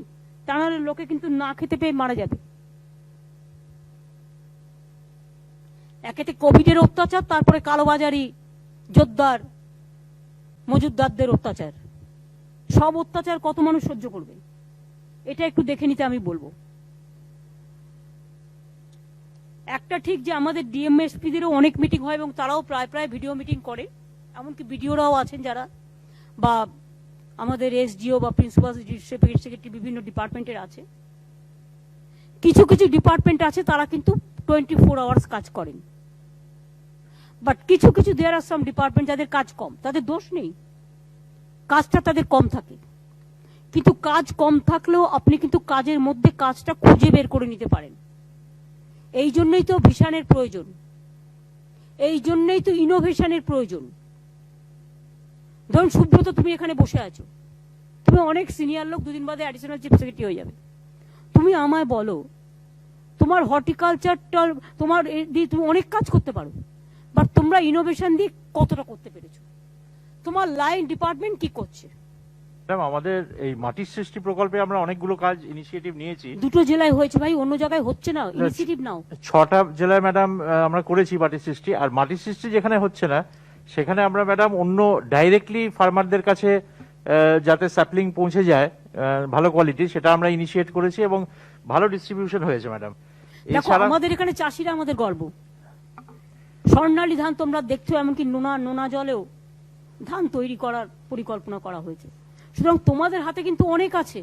অর্কিড আগে শুধু কালিম্পং এ দেখতাম, কার্শিয়াঙে দেখতাম, আজকে আমি যখন মালদায় গিয়ে দেখি, আজকে আমি যখন নদিয়ায় গিয়ে দেখি, তখন আমি ভাবি এরা মাথার থেকে বুদ্ধি বের করে এটা তো করেছে। চেক ড্যাম পরিকল্পনাটা, সেলিম যখন নদিয়ার ডিএম ছিল তখন ওই চেক ড্যাম পরিকল্পনার মধ্যে দিয়ে ওইখানে যে নদীটা আছে চুন্নি নদী, ও দুপাটটা বাদ দিয়েছিল। তারপরে আমরা 500 কোটি টাকা চেক ড্যাম করেছি, করে আমরা বন্যার জল অনেকটা আটকানোর চেষ্টা করেছি। এইগুলো তো পরিকল্পনা, নিউ ভিশন, নিউ ইনোভেশন। এইটা যে ডিপার্টমেন্টগুলো যাদের কাজ কম তাদের জন্য আমি বলবো।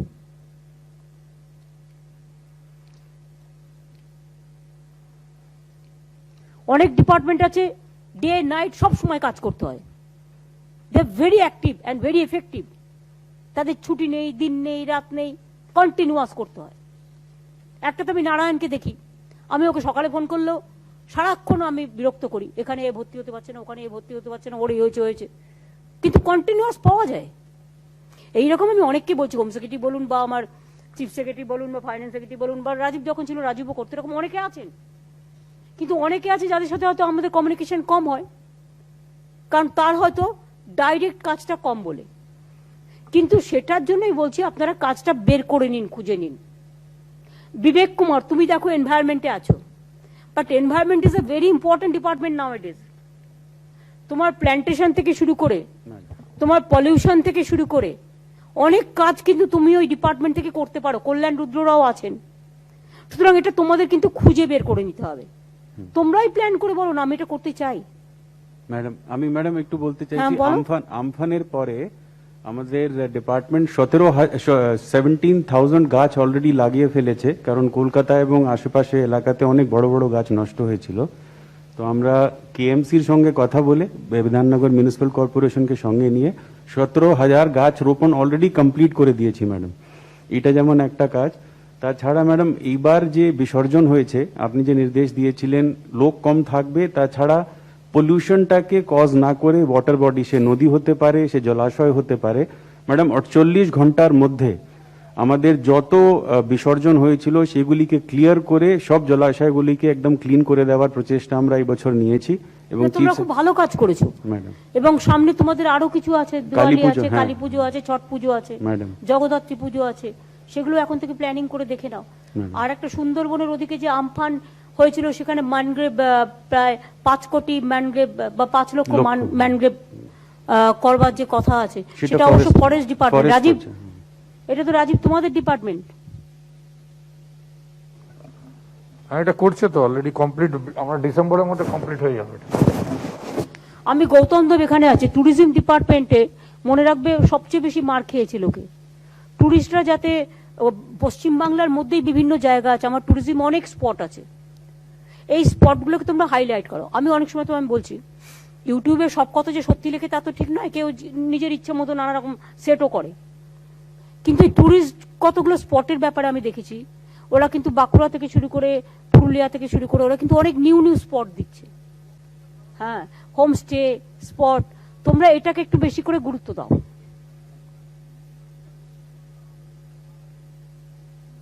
পাহাড়ে এখন বুকিং হচ্ছে ওরা, কিন্তু তোমার তরাই ডুয়ার্স পাহাড় থেকে শুরু করে আমি দিদি এই পিরিয়ডে টোটাল বেঙ্গলটা ঘুরে নিলাম। লকডাউন থাকতো আগের দিন চলে যেতাম, গিয়ে জায়গাগুলো পুরো বেঙ্গল ঘুরেছি, 2টো জায়গা বাদ দিয়ে সব জায়গাতে আমি ঘুরে নিয়েছি দিদি। হোমস্টেটা খুব ভালো হচ্ছে এবং এটা আমাদের আগামী দিনে ফিউচার, নতুন নতুন আপডেট জায়গা। গৌতম, আরেকটা আমার মাথায় যেটা এসছে, যেমন কালকে আমি তাঁতিদের সাথে কথা বলছিলাম, ধরো ডোকরা শিল্পীর সাথে কথা বলছিলাম, বা অন্যান্য কমিউনিটি যারা এসেছিলেন বিভিন্ন কাজকর্ম করে। আগে আমাদের কত মেলা হতো, সেলফ হেল্প গ্রুপ থেকে শুরু করে এনজিও থেকে শুরু করে তারা মেলাতে জিনিস বিক্রি করে তার ইনকামটা হতো। আজকে ধরো কোভিডের জন্য দোকানও খুলতে পারেনি, মেলাও হয়নি, স্বাবলম্বী মেলা টেলা এগুলো কিছুই হয়নি। তোমাদের যেগুলো ট্যুরিস্ট স্পট আছে সেই ট্যুরিস্ট স্পটের কাছাকাছি একটা ডিস্টেন্সিং মেনটেন করে যদি এই যে যারা লোকাল জিনিসপত্র তৈরি করে তাদের একটু প্রমোট করার জন্য একটা প্ল্যানিং তৈরি করো। ঠিক আছে দিদি। You sit with cottage department, আমার মনে কটেজ ইন্ডাস্ট্রিজ এমএসএমই ডিপার্টমেন্টের সাথে বসে এটা একটা প্ল্যানিং করো। হ্যাঁ, এটা হ্যান্ডিক্যাপসের জিনিসগুলো খুব ভালো বিক্রি হয়। রাজীব, তুমি একটা এমএসএমই কে নিয়ে, ইয়েস বলো। আমাদের ইতিমধ্যে আমরা এমএসএমইর সঙ্গে বসে 6টা ট্যুরিস্ট লজের মধ্যে আমরা একটা এরিয়া চিহ্নিত করেছি, ওদের সঙ্গে আমরা যৌথভাবে ওখানে হ্যান্ডিক্রাফটস ইত্যাদি ডিসপ্লে করব আর্টিসানসদের। আর আমাদের 14টা ট্যুরিস্ট প্রপার্টি আমরা লোকেট করছি, যেটা আমরা আইএনসিএ ডিপার্টমেন্টের সঙ্গে কাজ করছি। ওখানে আমাদের লোকপ্রসার শিল্পীদেরকে নিয়ে আমরা একটা স্টেজে ওদেরকে 3 দিন, আমি তোমাদের একটা প্ল্যান দিচ্ছি, ট্যুরিজম ডিপার্টমেন্ট আইএনসিএ ডিপার্টমেন্ট যেটা করতে পারে, ধরো আমাদের গভর্নমেন্টের যে অ্যাক্টিভিটিস গুলো এটাকে প্রজেক্ট করে এক একটা ব্লকে এক একটা মেলা করো বা এক্সিবিশন করলে তুমি সেখানে গভর্নমেন্টের জিনিসগুলো যেমন প্রজেক্ট হলো, তেমনি তুমি মেলা করার নাম মানে সেখানে কিছু দোকানে এসে বসলো, কিছু লোক সেখানে একটু মানে ডিস্টেন্সিংটা মেনটেন করে একটা সিস্টেম মেনটেন করে সব জায়গায় কিন্তু হতে পারে। কারণ শীতকালটা তো মেলার সময়, যেমন জয়দেবের কেন্দুলির মেলাও হয়, তোমার বই মেলাও হয়, এগুলো বড় বড়, ছোট ছোট তো অনেক হয় গঙ্গাসাগর মেলা থেকে। এখন থেকে প্ল্যানিং করো যাতে ডিসেম্বর মাস থেকে তোমরা, ডিসেম্বর জানুয়ারি এই 2টো মাস এই মেলা টেলার মধ্যে দিয়ে তুমি যেমন তোমার গভর্নমেন্টের কাজেরও প্রচার করবে, তেমনি অ্যাট দ্য সেম টাইম গরিব লোকেরা তাদের জিনিসগুলো যাতে বিক্রি করতে পারে সেটার দিকে একটা নজর দিতে হবে, তাতে কিন্তু ট্যুরিজমটা ভালো হবে। আর একটা আমি যেটা বলবো যে এমএসএমই এটা ডিজাস্টার ডিপার্টমেন্টের, কালকে তার সাথে যে যারা এসেছিল তারা বলছিল আমরা যেমন ওদের 3 বছরের অর্ডার একসাথে করে দিয়েছি, তাই তো 3 বছর যত কাপড় জামা তৈরি করবে, গভর্নমেন্ট কিনে নেবে ফর ডিজাস্টার পারপাস। এবছরের অর্ডারটা এখনো দেওয়া হয়নি। এটা স্বপন দেবনাথের ডিপার্টমেন্ট। এটা আমরা সিস্টেম কিন্তু আমাকে দিয়ে করিয়ে নিয়েছিল 3 বছর করে করে। 19-20 পেয়ে গেছে, 20-21-এরটা এখনো অর্ডার যায়নি। দিয়ে দাও, তাহলে যেগুলো ওদের সংরক্ষিত আছে সেটা ডিজাস্টার নিয়ে নেবে। হ্যাঁ, 21-এর অর্ডার দিয়ে দেওয়া হয়েছে। 21-এর অর্ডার দিয়ে দিয়েছে। আরো দেখে নাও তাদের কাছে কত মজুত আছে। সেই মজুদ জিনিসটা দেখো, আমার তো ডিজাস্টারে লাগে, পুজোয় লাগে, ঈদে লাগে, আমার বন্যায় লাগে, বিভিন্ন কাজে লাগে। তাছাড়াও ধরো আমরা যদি ওদের কিছু মার্কেটিং এর ব্যবস্থা করে দিই, আমরা ধরো নিজেরা কিছু মেলা অর্গানাইজ করলাম ট্যুরিজম ডিপার্টমেন্টকে দিই, সাপোজ আইএনসি অত টাইম পারবে না, এটা এমএসএমই আর ট্যুরিজম ডিপার্টমেন্ট জয়েন্টলি বিভিন্ন জায়গায় ইম্পর্টেন্ট তীর্থক্ষেত্র, ইম্পর্টেন্ট মানে টুরিস্ট স্পট আশেপাশে একটা করে যদি মেলা যদি আমরা করি তাহলে কিন্তু অনেকের জিনিস বিক্রি হবে। ধরো তুমি চিড়িয়াখানা, সাপোজ আমি তোমাকে একটা বলছি, চিড়িয়াখানার কাছে অত জায়গা নেই, এবার তুমি একটু খুঁজে নেবে একটু আশেপাশে কত লোক যায় চিড়িয়াখানাটা। না এখন তো বন্ধ আছে, যখন চালু হয়ে যাবে দেখবে তুমি, যেমন তোমার ইকো ট্যুরিজম পার্ক, কত লোক ভিজিট করতে যায়, ওখানে তো আছে ওদের অলরেডি বিশ্ব বাংলা হাট। কিন্তু পাশাপাশি যদি তোমরা একটা মেলা করে দাও, দেখবে যাদের এই শাড়ি টাড়িগুলো বিক্রি টিক্রি হয়নি এরা কিন্তু বিক্রি করতে পারবে, এদের একটা বিক্রি করার ব্যবস্থা করে দাও।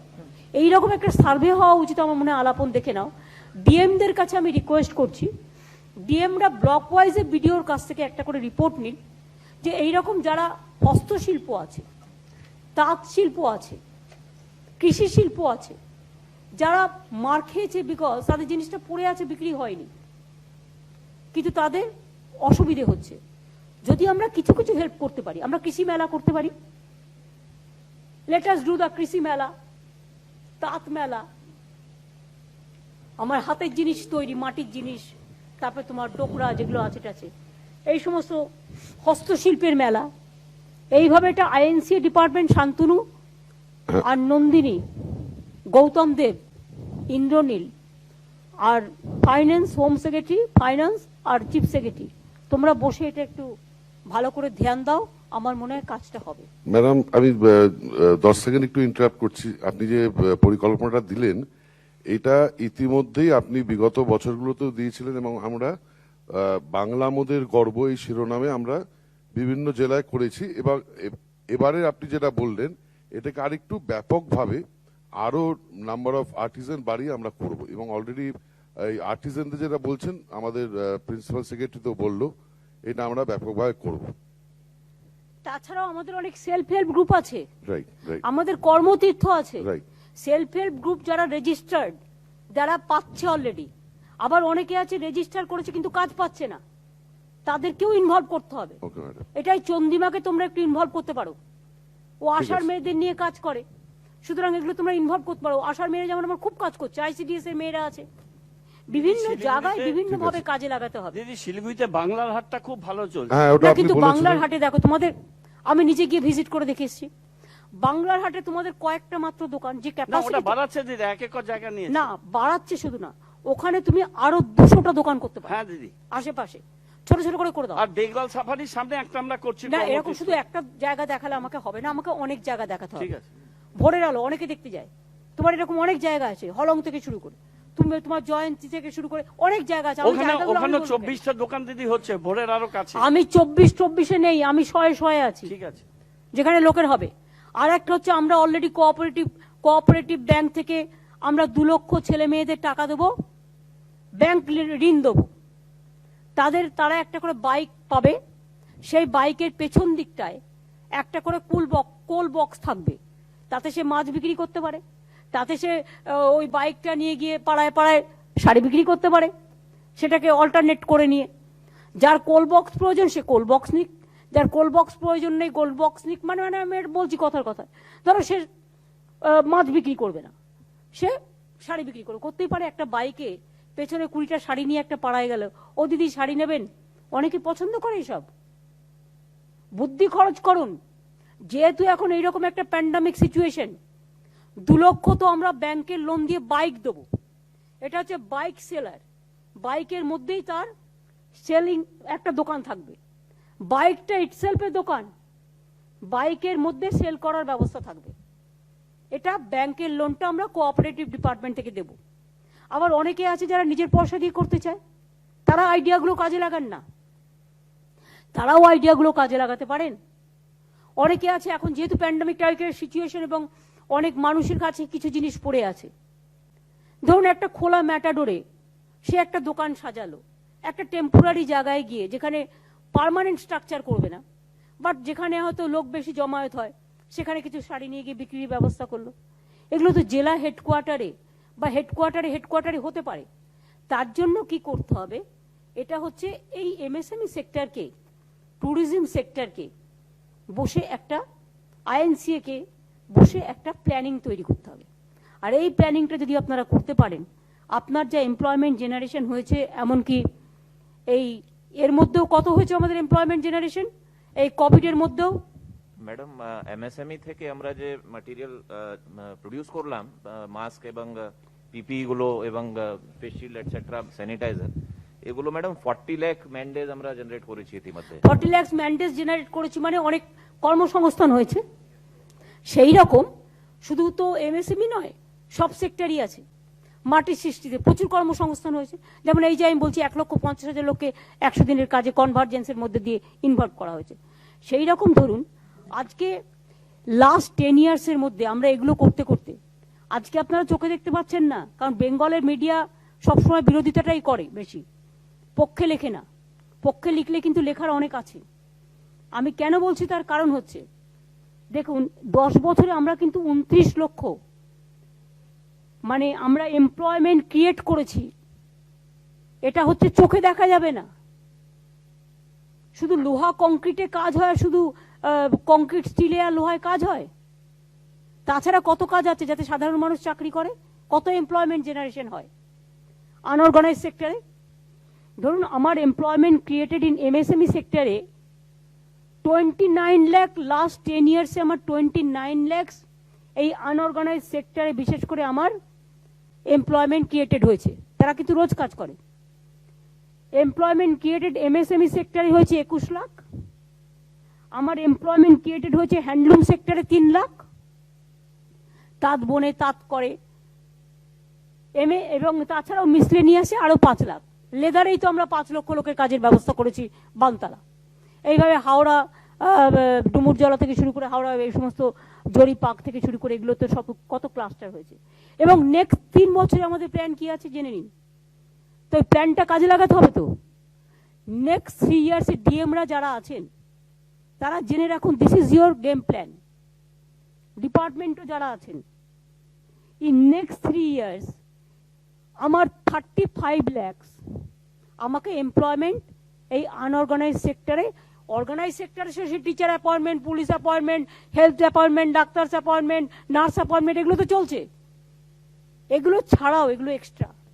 এটা হচ্ছে যেটা ইন নেক্সট 3 ইয়ার্স আমাকে 35 লক্ষ এমপ্লয়মেন্ট জেনারেশন করবার আনঅর্গানাইজ সেক্টরে প্ল্যান করা হয়েছে, including some industrial sector. MSME সেক্টরে দেওয়া হয়েছে 15 লক্ষ target. Employment in other industries including IT 5 lakh. Bobby তোমাকে আমি বলবো, আমরা যেটা ওই সিলিকন ভ্যালি যেটা করছি রাজারহাটে, প্রথমে দিয়েছিলাম আইটি ইন্ডাস্ট্রির জন্য 100 একর জমি, পরে আবার 100 একর দিয়েছি। আমার তো মনে হয় অমিত দা আমাকে বলছিলেন যে ওখানে ইনফোসিস থেকে শুরু করে সবাই এসছে, টিস্কো থেকে শুরু করে সবাই এসছে। আমিও একদিন ভিজিট করতে যাব। ওটা একটু দেখে নাও তো কতগুলো জায়গা বুকড হয়েছে, কতগুলো হয়নি, কাজ কি চলছে, ডিটেলস আমার একটা ইনফরমেশন চাই। রাজীব তুমিও একটু দেখে নিও। আলাপন তুমি পারলে একবার ভিজিট করে তুমি ববি টবি একসাথে যাও, দেবাশিস সেনকেও নিয়ে নাও, ওটা হিট করো। আমি আইটি সেক্টরে আমাদের প্রচুর কাজ হচ্ছে। ওই 200 একরে যে আইটি জেনারেশন হবে, এবং অনেক ছেলে মেয়েদের তো এই সময় কাজও চলে গেছে, তাদের কাজ কেড়ে নেওয়া হয়েছে।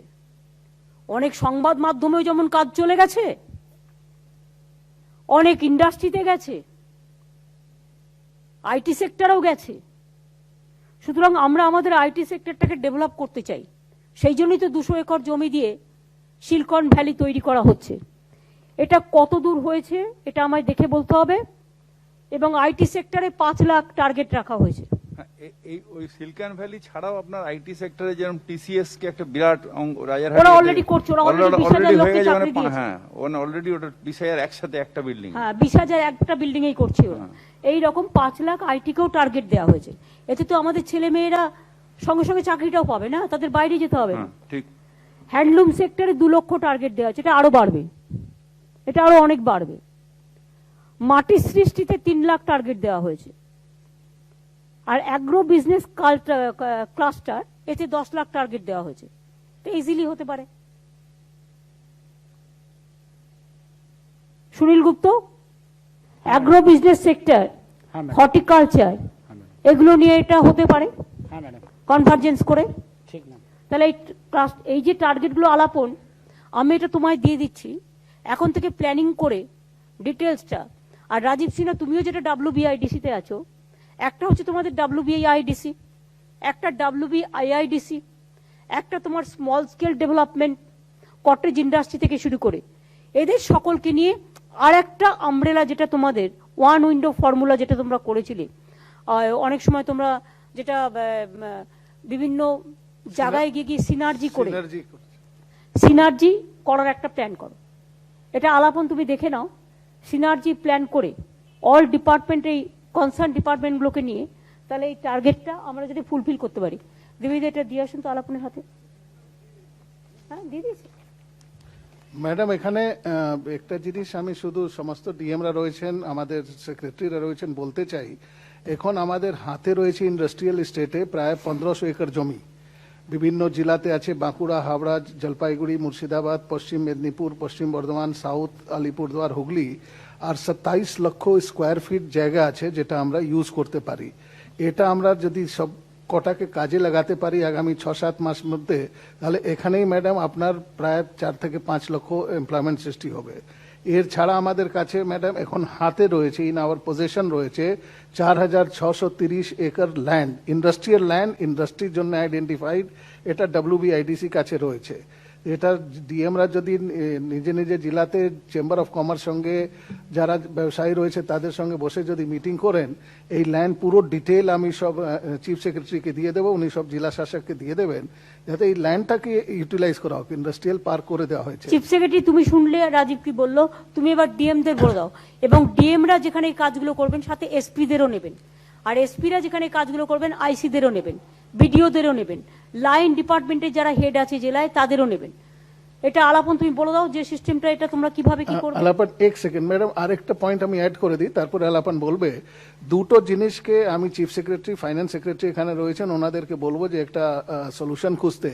একটা প্রত্যেকটা ইন্ডাস্ট্রিয়াল পার্ক জন্য সেপারেট করে ডিপিআর হয় ম্যাডাম, প্রত্যেকটা ডিপিআর ওয়েটিং হয়ে, আগে পিডব্লিউডি করতে, এখন পিডব্লিউডি হাতে অনেক কাজ এসে গেছে, নর্থ বেঙ্গল ডেভেলপমেন্ট ডিপার্টমেন্ট দেওয়া হচ্ছে। এটা কিন্তু কোনো প্রয়োজন নেই, এটাতে আমি একটা কথা বলি, তোমরা ডিপিআর এর নামে যে টাকা গভর্নমেন্টের খরচ হয় প্রচুর, এটাকে তুমি একবারে কমিয়ে দিতে পারো। কি করে করতে পারো, এটা তোমরা একটা প্ল্যানিং করো। প্ল্যানিং হচ্ছে আমার যা স্কুল হবে একই মডেলে হবে, একটাই মডেল, একটা স্কুলের ডিপিআর হবে, সেই DPR will be applied for others. ঠিক আছে, তাহলে আমি যদি 100টা স্কুল করি, আমার 100 কোটি টাকা লাগবে না, আমার 1 কোটি টাকা 100টা স্কুল হয়ে যাচ্ছে। বুদ্ধি খরচ করো। ধরো তুমি কমিউনিটি ডেভেলপমেন্ট সেন্টার করবে, অনলি 1 ডিপিআর ইজ এনাফ। তুমি মার্কেটিং কমপ্লেক্স করলে 1 ডিপিআর ইজ এনাফ। এইভাবে তোমরা যেটা ডিপিআর করছো বিভিন্ন জায়গায় বিভিন্ন রকম, এটা না করে 1 single DPR, it should be followed for others. তাহলে তোমার টাকাটা গভর্নমেন্টের এক ধাপে কয়েকশো কোটি টাকা বেঁচে যাবে। ভেটিংও প্রয়োজন হবে না ম্যাডাম। না, প্রয়োজন হবে না। ম্যাডাম আপনি যেটা বলেছিলেন, আমরা স্কুল, কলেজ, ইউনিভার্সিটি এবং আদার্স, আপনি যে মডেলগুলো পাস করে দিয়েছেন আমরা সেরকমই করছি। আমরা আরেকটা চেষ্টা করছি একটা সফটওয়্যার ডেভেলপ করার, এই 7 দিন 10 দিন আর ডিপিআর করতে লাগবে না, কম্পিউটারে ফিট করলে একদিনই ডিপিআর বেরোবে। সেটাও আমরা এটা একটা সফটওয়্যার ডেভেলপ ডিপিআর একই টাইপের ডিপিআর থাকবে একদিনে। হ্যাঁ, কি অসুবিধা আছে পাহাড়ে? আমি ভুটানে গিয়েছিলাম, জাস্ট একটা এক্সাম্পল দিচ্ছি। আমাদের এখানে পাহাড়ে অনেক বাড়ি হয়ে গেছে, আজকে নয়, 10-20 বছর 30 বছর আগে থেকে হয়েছে। কিন্তু ভুটানে গিয়ে আপনি দেখবেন পাহাড়ের উপরে কিন্তু একটাও বাড়ি নেই। ওদের বাড়ি কিন্তু পাহাড়টা বাদ দিয়ে, পাহাড় নিচে সমতলে বাড়ি আছে, কিন্তু পাহাড়টাকে সুরক্ষিত রেখে দিয়েছে। কাজে এইরকম টাইপের এই যে একটা মডেল, এই মডেলটা নিতে হবে, যাতে আমি একটা পুলিশ স্টেশন করব, সেম ডিপিআর এ হবে, প্রত্যেকে একটা কায়দা একটা কায়দায় কাজ করতে হবে। প্রথমে বলবে ডিপিআর, তারপরে বলবে আর্কিটেকচার, তারপরে বলবে প্ল্যানিং। অর্থাৎ যে কোনো প্রোগ্রাম হবার আগে 2 বছর চলে যাবে টাকা নষ্ট করা, আর প্ল্যানিং তৈরির নামে ওই যে এ নামে হচ্ছে অ্যাভয়েড, বি হচ্ছে ব্লক করে দাও, সি হচ্ছে কনফিউশন করে দাও, আর ডি হচ্ছে ডিলে করে দাও। সবচেয়ে মজা ABCD, 4টে ফলো করলে আর কাজই করতে হবে না। আর কেউ কেউ আমরা ভাবি আমি 2 বছর থাকবো না, আমি 3 বছর থাকবো না, আমি 5 বছর থাকবো না, আমি 15 বছর থাকবো, আমি যে কদিন কাজ করব আমার চলে যাচ্ছে। এটা হয় না। মানুষের জীবনের বড় কাজ হচ্ছে আমি কি করলাম, যতদিন জীবনে বাঁচলাম কতটা ভালো কাজ করলাম এটাকে মনে রাখা, এটাকে সংগ্রহ করে রাখা। এক একটা মানুষ তার নিজের এক একটা আর্কাইভ তৈরি করতে পারে, সে নিজে এক একটা ইনস্টিটিউশন। কতদিন পরে একটা মানুষ তৈরি হয়, তার জীবনের কত অভিজ্ঞতার পরে। একটা মানুষ, কর্মঠ মানুষ এমনি এমনি তৈরি হয় না, তার জীবনটাই এক একটা ইনস্টিটিউশন, এক একটা আর্কাইভ। সুতরাং সে তার জীবনটাকে এইভাবে গড়ে তুলুক, আমরা এটাই চাই। আর ডিএমএসপিদের আমি অলওয়েজ বলি যে আপনারা কিন্তু গভর্নমেন্টের ফার্স্ট ফেজ। কোনো জেলায় কোনো প্রবলেম হলে ফার্স্ট ধরতে হয় ডিএমকে। সে জলে পড়ে মারা গেলে হোক, আগুন লাগলে হোক, কোভিড হলে হোক, 100 দিনের কাজ হলে হোক, বিএসকে হলে হোক, সব ব্যাপারে DM is the leader of the district, SP is the leader of the district. এবার আপনার মাথার উপর আপনার পুলিশের ডিজি আছে, পুলিশের যেমন পুলিশ কমিশনাররা আছে, এসএসএ আছেন ওদের অ্যাডভাইস করার জন্য। কিন্তু মেন কাজটা কিন্তু আপনারা করছেন, এবং আপনাকে time to time information pass on করতে হচ্ছে। তার কারণ ইউ আর ডিসিপ্লিন বডি। টিভিতে খবর দেখবার আগে আমরা খবরটা জানতে পারবো, তবেই তো সঙ্গে সঙ্গে ব্যবস্থাটা নিতে পারবো।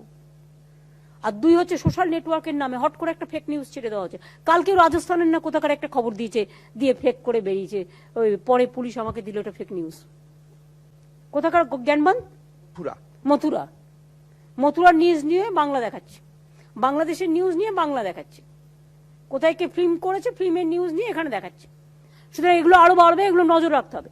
কিন্তু পুলিশ সেটা, যদি ডিস্ট্রিক্ট পুলিশদের আমি এবার এটা বলবো, আপনার এখানে একটা ঘটনা ঘটলো, আপনি এনকোয়ারি করতে যদি আগেকার দিনের মতো 3 দিন টাইম নেন, তখন কিন্তু এটা ভাইরাল হয়ে বদনাম হয়ে যাবে। মিথ্যে কথাটাকে সত্য বলে দেবে, প্রচার করে দেবে। লেবু কচলাতে তেতো হয়। আইসিদের স্টেট ইনস্ট্রাকশন দেবেন, any incident government should be informed within a minute.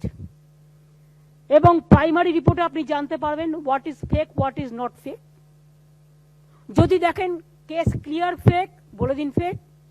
যদি দেখেন একটু টাইম নিয়ে করার প্রয়োজন আছে, স্টেট বলুন যে ফার্স্ট ইনফরমেশন রিপোর্ট এটা আমরা পেয়েছি, but let us give some time so that we can examine and we can come to the public. এই টাইপের কিছু একটা, এগুলো কিন্তু করতে হবে। প্রত্যেকটা ডিস্ট্রিক্টে পুলিশকে কিন্তু সোশ্যাল নেটওয়ার্কের লোক রাখতে হবে। গ্রামে গঞ্জে জেলায় জেলায় অনেক ছেলেপেলেরা সাংবাদিক আছে, জেলার সাংবাদিক বা ব্লকে ছোট ছোট কাগজের, মাইনেও পায় না কিছু, খুব কষ্ট করে এদের চলে। এদের এক একজনকে আপনারা নিয়ে নিন না, তারা কিন্তু খোঁজ রাখে জেলায় জেলায় কি হচ্ছে, কোন ব্লকে কি হচ্ছে, অনেক ভালো খবর রাখে। আপনার গ্রিন পুলিশ আপনাকে ইনফরমেশনটা যদি দিতে না পারে টাইমে, গ্রিন পুলিশকে দিতে হবে। সিভিক ভলেন্টিয়ার্স কত জেলায় জেলায় আছে, ব্লকে ব্লকে আছে, তাদের কাছে ইনফরমেশনটা দিতে হবে। You must build up your relation with ASHA workers. তারা ডোর টু ডোর যায়, তারা অনেক ইনফরমেশন আপনাকে দিতে পারে। You build up your relation with the puja committee or the club or the any organisation, যারা আপনাকে ইনফরমেশন দিয়ে হেল্প করতে পারে। একবার রাস্তায় গাড়িটা ঘুরিয়ে নিয়ে চলে গেলেই তো হয়। আগে তো পুলিশরা ওসিরা 4-5 বার করে করে এলাকা ভিজিট করতেন, আমরাও ছোটবেলা থেকে দেখেছি। এখনো যে করে না তা তো নয়। আপনি টাইমিংটা বলবেন কেন, কোন টাইমে আপনি যাবেন, ভিজিটটা সারপ্রাইজ হবে। সুতরাং যে কোনো ইনসিডেন্ট ঘটলে আপনার চোখের সামনে আপনি দেখতে পাবেন।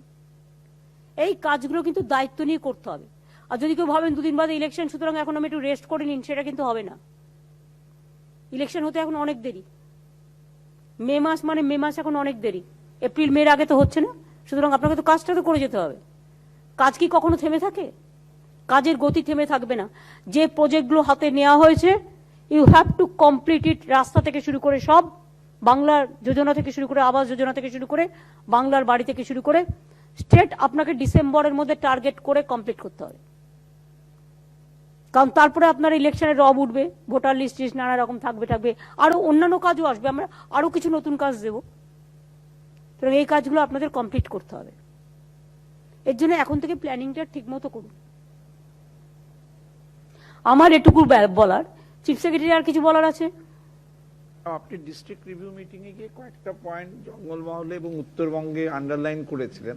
রুটিন কথা ডিএমরা জানেন, তবু you repeatedly underline so that they are meticulously following this. এক হচ্ছে, যদিও স্কুল কলেজ অঙ্গনওয়াড়ি সেন্টার সব বন্ধ আছে, কিন্তু মিড ডে মিল যেন অবশ্যই চলতে থাকে। চলছে ম্যাডাম, আমরা মানে বাড়িতে বাড়িতে ড্রাই ফ্রুট যেন পৌঁছে যায়, এবং ভাতা যত ভাতা আছে এবং সব ভাত।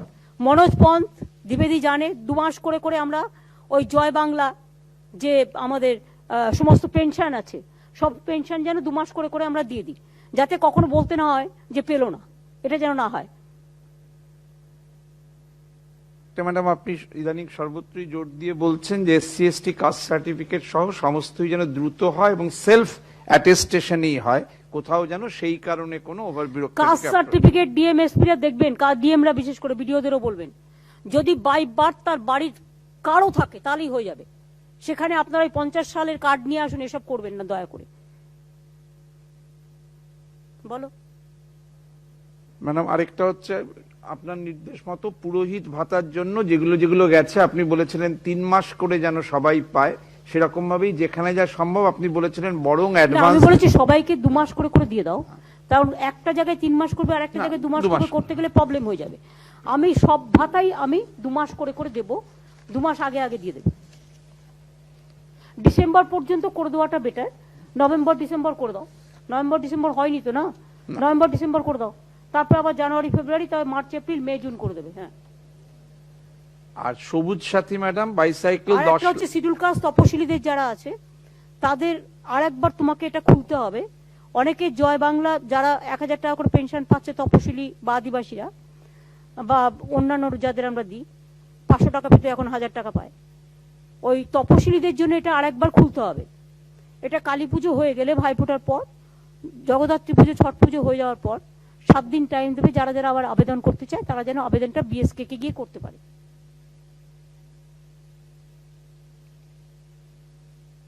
সবুজ সাথীর ম্যাডাম আরেকটা ডোজ। আরেকটা আমি ভুলে গেছি, কালকে আমরা একটা মিটিং করেছি, যেটা হচ্ছে বাউরি কমিউনিটি, বাগদি কমিউনিটি, মাঝি কমিউনিটি, তাঁত সাথী, কীর্তনিয়া গ্রুপ, ডোকরা গ্রুপ, এরকম অনেক গ্রুপের সাথে, মথুয়া গ্রুপ, সব এগুলো আমরা কতগুলো বোর্ড তৈরি করে দেবো। যে কাজ গভর্নমেন্ট করছে প্লাস ওর থেকে ওরা হয়তো একটা কমিউনিটি সেন্টার তৈরি করলো, হয়তো একটা কিচেন তৈরি করলো, হয়তো কোচিং ক্লাস তৈরি করলো, বা ওরা কিছু কিছু স্কুল নানা রকম চেয়েছে, সেগুলো আমরা করে দেবো। আর যেটা কালকে আলোচনা হয়েছে টাকাগুলো দেওয়ার জন্য কমিউনিটি ডেভেলপমেন্ট সেন্টার বা জমির ব্যাপারে যেগুলো বলেছে সেগুলো করে দেওয়ার ব্যাপারটা আছে। এটা ডিএমদের আমি বলে রাখলাম, এই কারণে ডিএমরা জেনে রাখুক ইনফরমেশনটা। ম্যাডাম, আপনি বলেছেন উত্তরবঙ্গ থেকে শুরু করে এই পশ্চিমাঞ্চলে যত বোর্ড হবে, একজন করে ডেপুটি ম্যাজিস্ট্রেটকে ট্যাগ করে দেওয়া হবে মেম্বার সেক্রেটারি মতো করে, যাতে বোর্ডগুলো কিছুটা। সেটা এখনই ইনস্ট্রাকশনটা দিয়ে দাও ডিএমকে। উত্তরবঙ্গে গিয়ে ম্যাডামকে প্রথম বোর্ডগুলো বলেছিল যে টাকা খরচ ইত্যাদি ইত্যাদি একটা সেন্ট্রাল গাইডলাইন কি কি কাজ করতে পারে সেটা করা হোক, যেটা গতকাল বাগদি বাউরি মাঝিদের বোর্ডের ক্ষেত্রে উঠেছে। আর একটা অ্যাডমিনিস্ট্রেটিভ মিনিমাম প্রাইভেস দেওয়ার জন্য একটা করে অফিসার ট্যাগিং হোক। তো আমরা আলাপন ফার্স্ট সময় যেটা পৌঁছে যাবে, এটাও ডিস্ট্রিক্ট ম্যাজিস্ট্রেট। মানে এবছরে যারা 9-এ উঠে গেছে, 9 থেকে 10-এ উঠেছে, সেই 9-এর ছেলেমেয়েরা পাবে, কিন্তু তাদেরটা কিন্তু পেন্ডিং আছে। আর 2 হচ্ছে আগামী বছর যারা আবার ক্লাস 9-এ উঠবে তাদেরটাও কিন্তু রেডি করে দেওয়া হলো। অর্থাৎ 20 লক্ষ বাইসাইকেল এটা কিন্তু পেয়ে যাবেন 2-3 মাসের মধ্যে। কোনো ব্লক যেন এটাকে আটকে না রাখে, আর খারাপ মেটেরিয়াল যেন দেওয়া না হয়।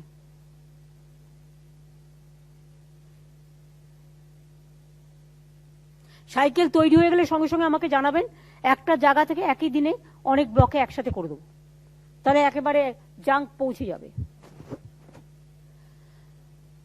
অন্যান্য ডিপার্টমেন্টের কারো কিছু ইনফরমেশন আছে বা সাজেশন আছে? এনি ডিপার্টমেন্ট অফিসাররা যারা আছেন, হেলথে নারায়ণ, তোমার আর কোনো সাপোর্ট প্রয়োজন? ম্যাডাম, আপনি সব বিষয়গুলোই কভার করেছেন। আমার শুধু একটাই আছে কি আমাদের ইনফেকশন কিন্তু লোয়ার দিকে যাচ্ছে, কিন্তু সবাইকে সজাগ থাকতে হবে। ফিজিক্যাল ডিস্টেন্সিং, মাস্ক পরা, অ্যাসেম্বলি গুলো না হওয়া, যেটা আপনি বলেছেন সেটা কিন্তু খুব স্ট্রিক্ট, 1 মাসে আমাদেরকে সাবধান ভাবে থাকতে হবে। এটা তোমরা আরেকবার একটা অ্যাড করো, যেহেতু পুজো টুজো হয়েছে, লোকে এখন মাইন্ডটা চেঞ্জ হয়ে গেছে, তো আরেকবার করে মানুষের কাছে আমাদের অ্যাপিলটা করা। Yes ma'am. পুলিশও করবে পুলিশের মতো। সেকেন্ড ম্যাডাম, আরো ডেথ রেট আমরা লাগাতার আমাদের কন্টিনিউয়াসলি কমছে, কিন্তু অ্যাক্টিভ কেসগুলো যে জেলাতে থাকে তাদের একটা রেগুলার হোম আইসোলেশন কেসগুলোকে ফলো আপ করা, যদি ওদের প্রয়োজনীয়তা লাগে তাহলে ওদেরকে হসপিটালে বা সেফ হোমে নিয়ে যাওয়া, এই কাজটাও কিন্তু রেগুলার ফলো আপ জেলাগুলোকে করে যেতে হবে। ওনারা অনেক ভালোই কাজ করেছেন, কিন্তু আগামী কয়েক মাস কিন্তু এই কাজগুলো আমাদের চালিয়ে নিয়ে যেতে হবে। ইতিমধ্যে ম্যাডাম আপনি যেমন বলেছেন, আমরা আমাদের বেড ক্যাপাসিটি, আইসিইউ ওগুলো বাড়িয়েছো, কিন্তু একটা কথা বলি, আমার নলেজে যেতে এসছে, ইয়েস ম্যাডাম, আবাসনগুলোতে কেন বাড়ছে তার কারণ হচ্ছে তুমি যখন আইসোলেশনে কাউকে রাখছো, সে ভাবছে আমি তো আমার বাড়িতে আছি, সে কিন্তু পুরো আবাসনটা ঘুরে বেড়াচ্ছে, ওপর থেকে নিচ করছে, নিচ থেকে ওপর করছে, একই লিফটে যাতায়াত করছে, এবং তারা যাতায়াত করছে এখানে ওখানে, ফলে কি হচ্ছে, মিক্স আপটা বেশি আবাসনে হচ্ছে। এটা আবাসনগুলোর কাছে একটা রিকোয়েস্ট যাবে যে যদি কেউ হোম আইসোলেশনে থাকেন, এটা তার কাছে আমাদের অনুরোধ থাকবে যে আপনি ঘরের বাইরে বেরিয়ে, মানে যাতে মিক্স আপ না হয়, এটার দিকে লক্ষ্য রাখবেন। জি ম্যাডাম, এটা কিন্তু খুবই ইম্পর্টেন্ট আছে, কেন অনেক লোকই কিন্তু বাড়িতেই থেকেই ঠিক হয়ে যাচ্ছেন, সেটা আমাদের কিন্তু অনেকটা ভয়ও কমেছে, কিন্তু ওদেরকে একটা এটা ডিসিপ্লিন খুব মধ্যে ভালো জিনিস, বাড়িতে থেকে সে ভালো থাক, সেফ হোক, সবচেয়ে ভালো, বাড়ির থেকে ভালো কিছু হতে পারে না। কিন্তু আমি যেহেতু পজিটিভ আছি, আমি চেষ্টা করব সেফ হোমে থাকা, বাট আমি আউটসাইডে বেরিয়ে যদি 10 জনের সাথে ওই আবাসনেই মিশি, তাহলে সেই 10 জন মিক্স আপ হয়ে যাচ্ছে। ঠিকই ম্যাডাম, তাকে আমি অ্যালাউ করছি সেফ হোম এই কারণে যে সে আলাদা সেফ হোমে ভালো থাকবে। নিশ্চয়ই ম্যাডাম, এটা আমাদেরকে স্ট্রিক্টলি এনফোর্স এইটা তোমরা একটা অ্যাডও করতে পারো, কিন্তু প্রয়োজন আছে। ঠিক আছে মানে এটা আমরা অ্যাড করছি। আর বাকি ম্যাডাম আমাদের নর্মাল হেলথ সার্ভিসেস গুলো কিন্তু আস্তে আস্তে করে সবগুলো ওপেন হচ্ছে। ইমিউনাইজেশন লেভেলও আমাদের ন্যাশনাল লেভেলে 72% আছে, কিন্তু আমরা 93% প্লাসে পৌঁছে গেছি। ইনস্টিটিউশনাল ডেলিভারি ন্যাশনাল অ্যাভারেজ 94%, আমরা 98.5%-এ কিন্তু আমাদের সার্ভিসগুলো সব রিস্টোর করা হয়েছে। আমি রিকোয়েস্ট করব জেলা শাসক সিএমএ যারা আছেন, এটা লোকাল লেভেলে এটাকে আরো ভালো করে রিভিউ করে নেন। 98.5 কেন, এটা তো 99-এ চলে যাওয়ার কথা ছিল ম্যাডাম। কোভিড পিরিয়ডে একটু কমেছিল, কিন্তু আমরা পিক আপ করে নিয়েছি। এটা ইনস্টিটিউশন ডেলিভারি, যেটা ট্রানজিট ক্যাম্প যেগুলো আছে, যেগুলো বিশেষ করে আইসোলেটেড এরিয়া, মুর্শিদাবাদ, সুন্দরবন, এই সমস্ত এলাকা, ইয়েস ম্যাডাম, এইগুলোকে ডিএম দের বলো একটু দেখে নিতে। সেটাই ম্যাডাম, ডিএম সিএমএস দুইজনকে আমরা রিকোয়েস্ট করব এটাকে আপনাদের লেভেলে রিভিউ করে নেবেন। আমাদের কন্টিনিউয়াসলি সারি আইএলআই এবং কোমরবিডিটি সার্ভে চলছে, সেটা যে আউটকাম হচ্ছে সেটাকে রেগুলারলি মাতৃমা পোর্টালে আসছে, সেগুলোকে রেগুলারলি ফলো আপ করে নেওয়া প্রয়োজন, সেটা আমি রিকোয়েস্ট করছি। এই বছর ম্যাডাম আমাদের ডেঙ্গু কেসটা কিন্তু খুবই কম হয়েছে এখন অব্দি। ডেঙ্গুতে ঢুকে গেছে, আর কি করবে, এবারে তো করোনা সবাইকে খেয়ে নিয়েছে। হার্ট অ্যাটাক করোনা হয়ে যাচ্ছে, কিডনি ডায়ালিসিস করোনা হয়ে যাচ্ছে, ব্রেন স্ট্রোক করোনায় চলে যাচ্ছে, সবই তো করোনায় চলে যাচ্ছে। ঠিকই যাচ্ছে ম্যাডাম। তোমার যেটা বাৎসরিক একটা মৃত্যুর যে সংখ্যা থাকে, জন্ম মৃত্যু, সেই সংখ্যাটা তো তোমার করোনাতে চলে যাচ্ছে। হ্যাঁ ম্যাডাম, আমাদের ডেঙ্গুর পোকাগুলোকেও এখন বেঁচে ফেলে দিও না, যতক্ষণ পর্যন্ত টেম্পারেচার তোমার 27 না হয় ততক্ষণ কিন্তু ডেঙ্গুর একটা প্রবণতা থাকেই। আগামী 1 মাসও দেখে রাখতে হবে। সেটাই ম্যাডাম আমি সকলকে বলতে চাইছি, সেটা দেখে নেন। বাকি ম্যাডাম সব জেলা শাসক সিএমএস সবাই কিন্তু খুব ভালো কাজ করেছেন। পুজোর মধ্যে আমাদের কিন্তু ইনফেকশন রেট কন্ট্রোল হয়েছে, এটা কিন্তু বড় দিক। ওনাদের সকলকে আমাদের কনগ্রাচুলেশন দেবে, এবং really they have done the excellent work.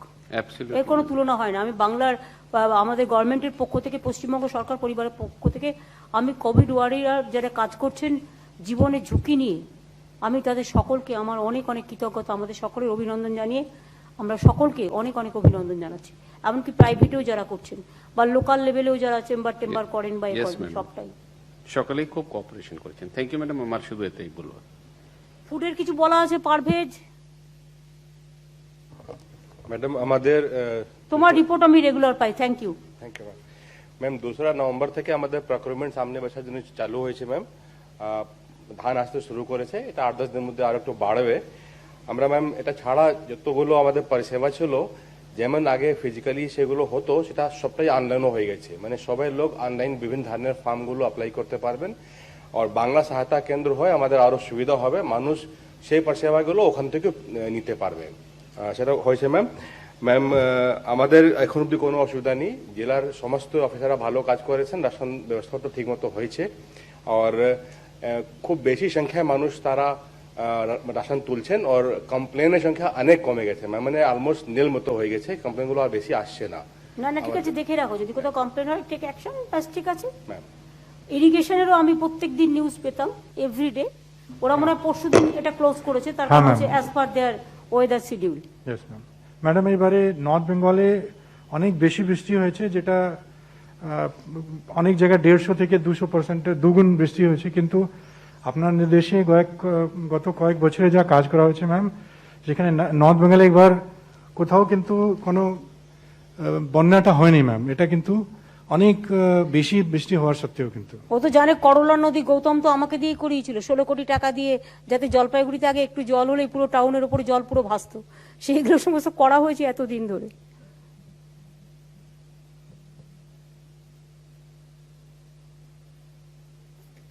আর কি আছে? সেলফ হেল্প গ্রুপ যে 10 লাখ আছে, 1 কোটি মেম্বার, আমাদের প্রায় 5 কোটি লোক, রাজ্যের অর্ধেক লোক নির্ভরশীল, আপনি তাদের সবাইকে জাগোতে 5000 টাকা করে হ্যাঁ, ওদের 5000 টাকা করে ওদের অ্যাকাউন্টে পাঠিয়ে দিতে বলা হয়েছে, যেটা ওদের দেওয়া হয় প্রতি বছর। কৃষকরাও কৃষক বন্ধু টাকা সবাই পাচ্ছে। আর এরা মিথ্যে কথা বলে কেন গো? আমরা তো গভর্নমেন্ট অফ ইন্ডিয়াকে চিঠি লিখে বলে দিয়েছি যে তুমি দিতে চাইলে টাকাটা দিয়ে দাও আমাদের, আমরা পাঠিয়ে দিচ্ছি। আর ওরা তো 2 একর, আমরা তো 1 কাঠা জমির কৃষককেও দিই 5000 টাকা করে, আর ওরা তো 2 একর জমির খুব সংখ্যা কম, এবং সেটাও তো ওদের কাছে আমরা বলেছি আমাদের টাকা পাঠাও, আমরা পাঠিয়ে দিচ্ছি। রোজ মিথ্যে কথা বলে কেন রোজ? বরঞ্চ ব্যাংকরাই ফেলে রেখেছে। ওরা 2 হেক্টরে ম্যাডাম, যেটা 5 থেকে, আর আমাদের 1 একরে। আমি জানি আমাদের 1 একরে না, আমার 1 একরের নিচেও যারা আছে তারাও পায়, তারাও 1500 টাকা পায়। আমি জানি এটা খুব ভালো কাজ, আমি জানি। কিন্তু আমার কথা হচ্ছে সেন্ট্রাল গভর্নমেন্টের যে স্কিমটা করেছে তাতেও তো আমরা বলেছিলাম 2 হেক্টর কিছু লোক পাবে, তা আমরা বলেছিলাম যে তোমরা আমাদের কাছে পাঠিয়ে দাও, আমরা পাঠিয়ে দিচ্ছি, কোনো অসুবিধা তো নেই। স্টেটের তো এগ্রিকালচার ডিপার্টমেন্ট, তো এগুলো তো স্টেটকে হেল্প করতে হয়, স্টেট পাঠিয়ে দেবে, তা স্টেটকে ডিপেন্ড করতে পারে না। রোজ মিথ্যে কথা বলে, দিচ্ছে না করে। ম্যাডাম এটার আরো বেশি গুরুত্ব পাচ্ছে যে ক্রমাগত রাজ্যপাল এই বিষয়ে, রাজ্যপাল যদি, সরি পার্থ, আমি রাজ্যপাল নিয়ে এখানে কোনো আলোচনা করবো না, আমার আলোচনা করতে ভালো লাগে না। যে ইস্যুটা তোলা হয়েছে, আমি আপনাকে বলছি তো আপনি চিঠি নিয়ে নেবেন, আমরা চিঠি দিয়েছি, শুনে রাখুন। আমরা সেন্ট্রাল গভর্নমেন্টকে চিঠি দিয়ে বলেছি যে আপনাদের স্কিমের টাকাটাও চাষিরা পাক, আমরা চাই, কিন্তু আপনারা টাকাটা আমাদের পাঠান, আমরা রাজ্য সরকার থেকে সবাইকে পাঠিয়ে আপনার কাছে ডেটা পাঠিয়ে দেবো। সেটা আমাদের চিফ সেক্রেটারিকেও আমি অনুরোধ করবো যে এটা অলরেডি পাঠিয়ে দিয়েছি আমরা। এটা ভালো মতন ঠিক মতন আসছে না। মিথ্যে কথা বলছে তো কি করবেন আপনি?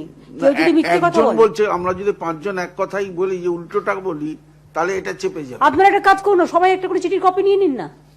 আমি যে চিঠিটা করে দিয়েছি তার একটা করে কপি সব মিনিস্টারকে পাঠিয়ে দিন। হ্যাঁ, এটাই আমার মনে হয়। কেউ যদি মিথ্যে কথা বলে, শুনুন, আমি রাজ্যপালের কথা বলছি না, কারণ আমি ওনার সম্বন্ধে কোনো মন্তব্য আমি এখানে করার জন্য বসিনি। আমার কথা হচ্ছে কেউ যদি পলিটিক্যাল কারণে মিথ্যে কথা বলে, হোয়াট ক্যান আই ডু? আমরা তো অলরেডি আমাদের ওপিনিয়ন জানিয়ে দিয়েছি। ইভেন আমরা ওর যে কি পায়ুষ কি আছে, তাকেও তো বলে দেওয়া হয়েছে যে আপনি করলে আপনি আপনার মতো করুন। আমি তো আমারটা করছি, আমার স্বাস্থ্যসাথী করছি, 5 লাখ টাকা করে আমি দিই, আর আপনার তো মাত্র কয়েকটা লোক পাবে, এবং তার টাকা 40% স্টেটকে আবার দিতে হবে। তো আমি তো 100% দিই স্বাস্থ্যসাথীতে, তো স্টেট কভার করে দেবে। স্টেটের তো নিজস্ব প্রোগ্রাম আমরা 2 বছর আগে করেই দিয়েছি, এবং স্বাস্থ্যসাথীতে আমি 5 লাখ টাকাই দিই স্টেট, সেন্ট্রাল গভর্নমেন্ট 1 পয়সা দেয় না। শুধু মিথ্যে কথা বললে হবে? শুধু মিথ্যে কথা বলা, অপপ্রচার করা, আর মিডিয়াকে কিনে নিয়েছে, কিছু করার নেই। একতরফাভাবে, সরি, আমি ইন্ডিভিজুয়াল কাউকে বলছি না, সবাই জানে, ন্যাশনাল থেকে রিজিওনাল মিডিয়াকে টোটাল কিনে নিয়েছে। ওরা একটা ভাষণ দিলে সেটা বারবার করে মিথ্যে কথা বারবার করে বলা হয়, অথচ আমরা যদি জেনুইন খবরটাও বলি, সেটা ওই একবার মিটিং করলাম, ওইটুকু যতটুকু লোকে শুনতে পেলো যদি পায়, তাছাড়া কিন্তু কেউ শুনতেও পারবে না, জানতেও পারবে না, পুরো মিথ্যে কথা। কৃষকদের আজকে সবচেয়ে দুঃসহ অবস্থা। কৃষকদের জমির ধান কৃষকরা আগামী দিন বিক্রি করতে পারবে না, পরেরা এসে নিয়ে নেবে। ও সবকিছুতেই পয়সা নেয়। ওই তো বললাম তো, কন্যাশ্রী স্কিমটা গভর্নমেন্ট দিচ্ছে টাকা, কন্যাশ্রী স্কিমের জন্য ও টাকা নিত, সেই জন্যই তো বাংলা বিএসকে কেন্দ্র তৈরি করা হয়েছে। জানি আমি, ওই তো তুমি বলছো 30 টাকা করে নেয় একটা আয়ুষ্মান কার্ড করতে, ওই দেখো একজনের কার্ড করতে 30 টাকা নেয়, আর আমাদের টোটালটাই বিনা পয়সায়। ছাড়ুন, ও মিথ্যে কথা চিরকাল চলে না। এখন আমি তো উন্নয়নের কাজ করব, এখন আমি পলিটিক্যাল জবাব যখন দেবার ঠিক দেব। কাজে আমাদের দিক থেকে আমরা করে দিয়েছি, এটা মাথায় রাখুন, আপনাদের কাছে ডকুমেন্ট রেখে দিন। আর কি আছে, ডিএম দের কিছু বলার আছে? এনি ডিএম একটা কিষাণ ক্রেডিট কার্ডটা একটু বলেনি, আপনি বলেছিলেন রাজ্যে প্রায় 10 লক্ষ লোককে ব্যাংক কিষাণ ক্রেডিট কার্ড মানে লোন অ্যাপ্লিকেশন করা সত্ত্বেও এইরকম একটা অভাবের সময় দেয়নি। ঝাড়গ্রাম ফাড়গ্রামে লেস দ্যান 50% দিয়েছে। আপনি নির্দেশ দেওয়ার পর এখানেই ম্যাডাম তুমি একটা এসএলবিসি মিটিং করলে, মিটিং করা হলো এইখানেই, এবং সেখানে ফিনান্স, এগ্রিকালচার সবাই আমরা ছিলাম। বলে দেওয়া হয়েছে আগামী 2 মাস ব্যাংকদের বলা হয়েছে আমাদের ডিস্ট্রিক্ট অফিসারদের সাহায্য নিয়ে যে করে হোক এই 10 লাখ লোকের কাছে যেন লোন পৌঁছে যায়। এটা ডিএমদেরও বলা হয়ে গেছে, ওরা ওদের ডিএমরাও দেখে নেবেন। আর প্লাস আমরা কোঅপারেটিভ থেকেও আমরা যতটা পারবো করব। আর একটা হচ্ছে ডিএমদের আমি বলবো, আর পঞ্চায়েত ডিপার্টমেন্টকে 100 দিনের কাজের টাকা যেন পড়ে না থাকে যারা কাজ করছে। অনেক সময় টাকা দিতে পাঠাতে দেরি করে, দেরি করে, তারপরে ব্যাংক নেই, নানা রকম প্রবলেম আছে। সুতরাং সেটা একটু দেখে রাখতে হবে।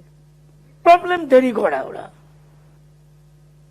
আর এখন থেকে পুরুলিয়া, বাঁকুড়া, বীরভূম বিশেষ করে যেগুলো মানে খুব গরম অধ্যুষিত জেলা, জলের সংকট আছে। এখন আমরা তৈরি করছি পিএইচি থেকে অনেকগুলো জলের জায়গা। তো পুরুলিয়াটা করছে তো করছেই, 7 বছর হয়ে গেছে জাপানের জায়গা সাথে যেটা আমাদের হচ্ছে। বাঁকুড়াতেও কয়েক হাজার কোটি টাকার প্রজেক্ট নেওয়া হয়েছে, সুন্দরবনেও নেওয়া হয়েছে। কিন্তু এখন থেকে পিএইচি কে প্ল্যানিং করে রাখতে হবে আরবান ডিপার্টমেন্টকে, যাতে আগামী মার্চ, এপ্রিল, মেতে জলের কোনো অসুবিধে না হয়। There must be planning, and from March ডেঙ্গুর প্ল্যানিংটাও যেন হয়ে থাকে। আমরা এগুলো বছরের প্রথম থেকেই করি। বছরের প্রথম থেকে না করলে আপনি কিন্তু বছরের লাস্টটাকে ধরতে পারবেন না।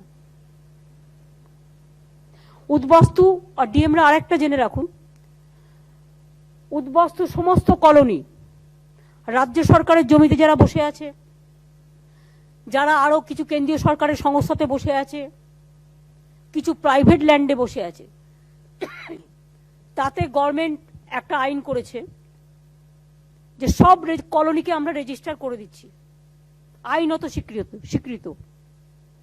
তাতে 1,25,000 উদ্বাস্তুরা পাট্টা পাবে। তার মধ্যে 25,000 পাট্টা অলরেডি গতকাল থেকে দিতে শুরু হয়েছে। এটা আমি মনোজ পন্তকে বলবো, তোমার ইনস্ট্রাকশনটা ডিএমদের একটু বলে দাও। ম্যাডাম, আপনার নির্দেশে আমরা মনোজ পন্ত কিন্তু আমাদের finance minister and land finance এবং ল্যান্ড দুটোতেই প্রিন্সিপাল সেক্রেটারি আছে। তো আমরা 94 কলোনিজ যেটা স্টেট গভর্নমেন্ট ল্যান্ডে ছিল, আর 119টা যেটা অন্য স্টেট গভর্নমেন্ট ছাড়া অন্য ল্যান্ড রেকর্ড যেটা ছিল ওর মধ্যে সিচুয়েটেড ছিল। আমরা স্পেশাল এখানে ক্যাবিনেট মিটিং এ এই সিদ্ধান্ত নিয়ে এটা অনুমোদন আপনি করে দিয়েছিলেন। রেগুলারাইজেশন সব কলোনিজ যত আছে আমাদের রাজ্যে, সব কলোনি রেগুলারাইজেশন হয়ে গেছে। গতকাল আপনি কিছুটা স্থানীয় যারা এখানকার কাছাকাছি জেলার থেকে রিফিউজি কলোনি থেকে কিছু লোকজন এসেছিলেন, আপনি কিছু জনকে জমি অধিকার পত্র আপনি ওদের হাতে দিয়েছেন। এবং এখান থেকে আমাদের প্রথম ফেজে 25,000 মানুষকে যেটা আমরা জমি অধিকার পত্র বা ল্যান্ড ডিড দেব এর সূচনা হয়েছে। এখন প্রত্যেক জেলা শাসক এখানে আছেন, আমরা মাঝে মাঝে ওদের সঙ্গে রিভিউ করেছি। না, তুমি একটা টার্গেট করে দাও, দেখো এরকম হবে না।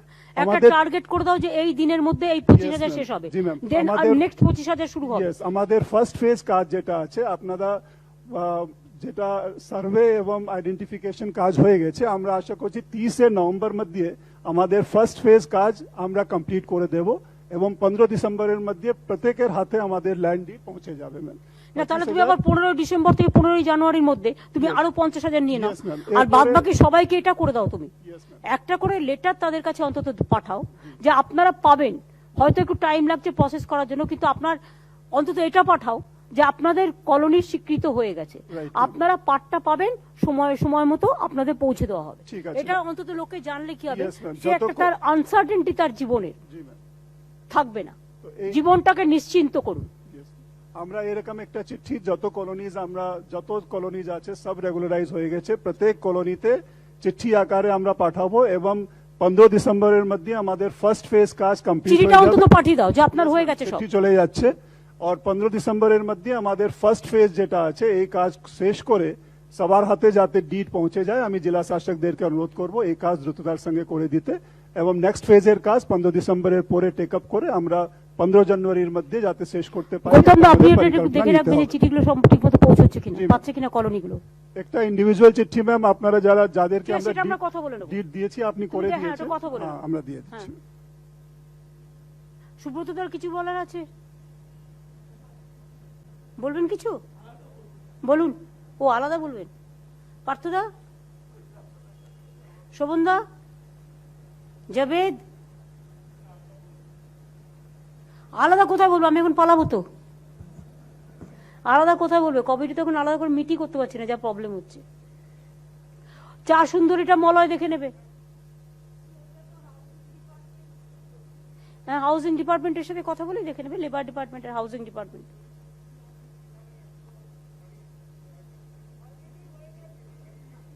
কতগুলো করেছো?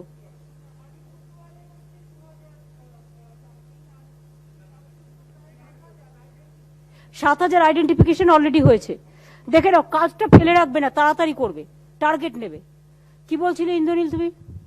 হ্যাঁ ম্যাডাম, আপনার বিজয়ের শুভেচ্ছা আমরা পেয়েছি এবং আমাদের তরফ থেকেও আপনাকে প্রণাম জানাই। আমি একদম স্পেসিফিক্যালি চন্দননগর নিয়ে কয়েকটা কথা বলবো, যেটা আপনারই অ্যানাউন্স করা। 2017 1 জুন আপনি অ্যানাউন্স করেছিলেন যে চন্দননগরের যারা আলোকশিল্পী আছে তাদের জন্য বাংলায় প্রথম আলো হাব আপনি করবেন, এবং আমাদের শিডিউল টাইমেই একদম শেষ হতো। এই করোনার জন্য 5-6 মাস একটু ডিলেড হয়েছে, কিন্তু ওটা একদম কমপ্লিট হয়ে গেছে। আর 2-3 মানে খালি সাইনবোর্ডটা খালি লাগানো, যেহেতু সামনে জগদ্ধাত্রী পুজো। এই একটা আপনাকে জানিয়ে রাখলাম, আপনি যদি মনে করেন আপনার মতো মানে ওখানকার লোকজন খুব খুশি হবে, আলোকশিল্পীরা। হ্যাঁ, এখান থেকে এই একটা অ্যানাউন্স করেছিলেন, কমপ্লিট হয়ে গেছে। আপনি ওখানে বলেছিলেন যে ওখানকার অত্যন্ত একটা হেরিটেজ এরিয়া লাল দিঘি শেঠ পরিবারের সঙ্গে এবং ওখানকার মানসিক ইমোশনের সঙ্গে সাংঘাতিক রয়েছে। ওটাও আমরা তথ্য সংস্কৃতি দপ্তর থেকে ওটা কমপ্লিট করে বসে আছি। ওটাও আমরা মানে আপনার হ্যাঁ ওইটা রয়েছে। এবং আমাদের হাসপাতালের জন্য হেলথ ডিপার্টমেন্ট থেকে অ্যালটমেন্ট করে দিয়েছিল এবং তার টেন্ডারও হয়ে গেছে। আপনি যদি খালি শিলান্যাস করে দিন তাহলে আমরা আমি দেখে নিই, না দেখে নিই করবো না, আমি দেখে নিয়ে আগে কাগজপত্র দেখে তারপর বলবো। হ্যাঁ হ্যাঁ, কাগজপত্র। আর আপনি নাম দিয়েছিলেন গঙ্গাশ্রী আর জলশ্রী রেস্তোরাঁ, সেটাও আমাদের রেডি হয়ে গেছে। এন্টায়ার ডিটেল কাগজ আমরা সিএস কে পাঠিয়ে দেবো। এখানে হট করে বললাম আমি না দেখে। না না, আমরা আমাদের দপ্তর থেকে জেলা থেকে সিএস এর কাছে পাঠিয়ে দেবো ডিটেল কাগজ। রাজীব, তোমরা ফরেস্ট ট্যুরিজমটাকেও একটু এনকারেজ করো। তোমাদের ফরেস্টের কিন্তু অনেক, আমি ডিএমদের থ্যাঙ্কস দিচ্ছি এই কারণে, সুন্দরবনে যে কৃষকরা বিশেষ করে মৎস্য চাষিরা গিয়েছিলেন, বাঘের থাবার কবলে পড়েছিলেন, কিন্তু তাদের যারা উদ্ধার করে নিয়ে এসছেন তাদের আমার অনেক অনেক অভিনন্দন। এবং তাদের একটু হেল্প করার জন্য আমি ডিএমকে বলবো, এবং সেই পরিবারগুলোকেও হেল্প করা হয়েছে। সঙ্গে সঙ্গে ডিএমরা অ্যাকশন নিয়েছেন। Thank you so much. মুর্শিদাবাদে একটা গঙ্গাডুবি হয়েছিল, বিসর্জন দিতে গিয়ে 5 জন মারা গিয়েছিলেন। ডিএম সঙ্গে সঙ্গে অ্যাকশন নিয়ে পাবলিক রিপ্রেজেন্টেটিভদের নিয়ে তাদের পরিবারের 5 জনকেই সাহায্য করেছেন, বুদ্ধির পরিচয় দিয়েছেন। অনেক অনেক ধন্যবাদ। এবং উত্তর দিনাজপুরেও নবী দিবস পালন করতে গিয়ে কয়েকজন বৈদ্যুতিকরণের কারণে মারা গিয়েছিলেন বা আহত হয়েছিলেন, সেখানেও উত্তর দিনাজপুরের ডিএম সঙ্গে সঙ্গে সেটা অ্যাকশন নিয়ে কাজটা করেছেন। Many many thanks. এইভাবেই আপনারা যদি এ ধরনের কোনো ঘটনা ঘটে নিজেরা উদ্যোগ নেন, সেটা খুব ভালো হবে। তাহলে রাজীব, আমি শেষ করি এখন। তাহলে দীপাবলি, ছট এবং জগদ্ধাত্রী সব ভালো করে করতে হবে, এবং একটা গাইডলাইন তৈরি করে 2-1 দিনের মধ্যেই দিয়ে দেবে। কারণ সুপ্রিম কোর্টের একটা অর্ডার আছে, একটা আবার গ্রিন বেঞ্চের অর্ডার আছে, এনভায়রনমেন্টের। এটা দেখে নিয়ে রাজীবের এই আলাপনাটা মিটিং করে দেখে নিয়ে এই অর্ডারটা দিয়ে দেবে পুলিশদের সাথে বসে, যাতে সব পুলিশরাই সেই ইনস্ট্রাকশন মতো কাজটা করে। বাট এখন থেকে আপনারা এলাকায় কত পুজো হয়, পুজো কমিটিগুলোর সাথে কথা বলে দেখবেন। এখন থেকে বলে দিন যে স্পেস রাখবে না, এই স্পেস রাখবে, পুরো প্যান্ডেল হবে না। দুর্গাপুজো যেমন আমরা পুরো প্যান্ডেল করিনি, মুক্ত রেখেছিলাম, শুধু মায়ের চালাটা যেখানে আছে সেই জায়গাটা ঢেকে রেখেছিলাম, যাতে এলাকাটা মুক্ত থাকলে কি হবে, জীবাণুটা ছড়াবে না। মুক্ত রাখলে অনেক রোদ্দুর বাতাস টাতাস আসে, তো সেই জন্য আপনারা এখন থেকে পুলিশের যারা এসপিরা আছেন এলাকায় এটা বলুন, যারা প্যান্ডেল করে বা করে, পাড়ার সাথেও বড় পুজো হয়, তারাও ভালো সিদ্ধান্ত নিয়েছেন, আমি সবাইকেই ধন্যবাদ জানাচ্ছি। কিন্তু যেহেতু কোভিডটায় নভেম্বর মাসে আপনারা দেখেছেন ইউকে আবার 2রা ডিসেম্বর পর্যন্ত লকডাউন ডিক্লেয়ার করেছে, ইটালিও ডিক্লেয়ার করেছে। সুতরাং আমরা তো বুঝতে পারছি না কি হবে ফিউচারে। সুতরাং আমাদের দেখতে হবে যে যাতে এটা না বাড়ে, সেই জন্য পুজো যারা করবেন তারা ইনিশিয়েটিভ নেবেন ফাঁকা জায়গা রাখতে, যাতে 4 জন মানুষ গেলেও অঞ্জলি দিতে গেলেও যাতে স্প্রেডটা না হয়, এটা নজরে রাখবেন। আর মাস্কটা যাতে সকলে পরে, পরিষ্কার পরিচ্ছন্নতা দেখা, এগুলো নিয়ে একটু লোকাল মিটিং এসপিরা তো করে নিতেই পারেন, তারা তো জানে তাদের আন্ডারে কত ক্লাব আছে, কত পুজো কমিটি আছে, বসে বসে কথা বলে নেবেন একটু। উৎসবের প্রাঙ্গণে আনন্দের আগমনে শুভ হোক আগামী। এই শুভেচ্ছা বার্তায় স্টার মোটরস নিয়ে এসেছে উপহারের ডালি, যেখানে পাবেন ঠিক মনের মতন অফার। এবারের পুজোর আনন্দকে আরো এক ধাপ বাড়িয়ে তুলতে চলে আসুন স্টার মোটরসে। ঠিকানা ঠিক ঢোলাহাট জুমাই নস্কর রোড, জিও অফিসের সন্নিকটে। ন্যূনতম ডাউন পেমেন্ট ক্যাশ ডিসকাউন্টে আছে 2100 টাকার ছাড়। বিশদ জানতে ফোন করুন 9593666131 অথবা 6294487738 এই নাম্বারে। এবার পুজোয় বাজিমাত, স্টার মোটরস সঙ্গে থাক। আনন্দধারার মাঝে চাহিদায় মন সাজে, পুজো হোক ইয়ামাহার সাথে। মনের মতন গাড়ির সম্ভার নিয়ে উৎসবের মাঝে হাজির ইয়ামাহা। নজরকাড়া অফার, এক্সট্রা মাইলেজ, প্রতিটি গাড়ির ওপর থাকছে 3000 টাকা পর্যন্ত বিশেষ ছাড়। কোনো দিকে না তাকিয়ে ন্যূনতম ডাউন পেমেন্টে গাড়ি কেনার স্বপ্ন পূরণ করুন। চলে আসুন আমাদের শোরুমে। ঠিকানা কাকদ্বীপ রোড, নিশ্চিন্তপুর, চৌরাস্তা মোড়ের তারা মা অটো স্ট্যান্ডের সন্নিকটে। আমাদের ফোন নাম্বার 7719111349 অথবা 9123745185। আমাদের ভিডিও পেতে সাবস্ক্রাইব করে বেল বাটনে ক্লিক করুন। ভিডিওটি ভালো লাগলে লাইক ও শেয়ার করুন।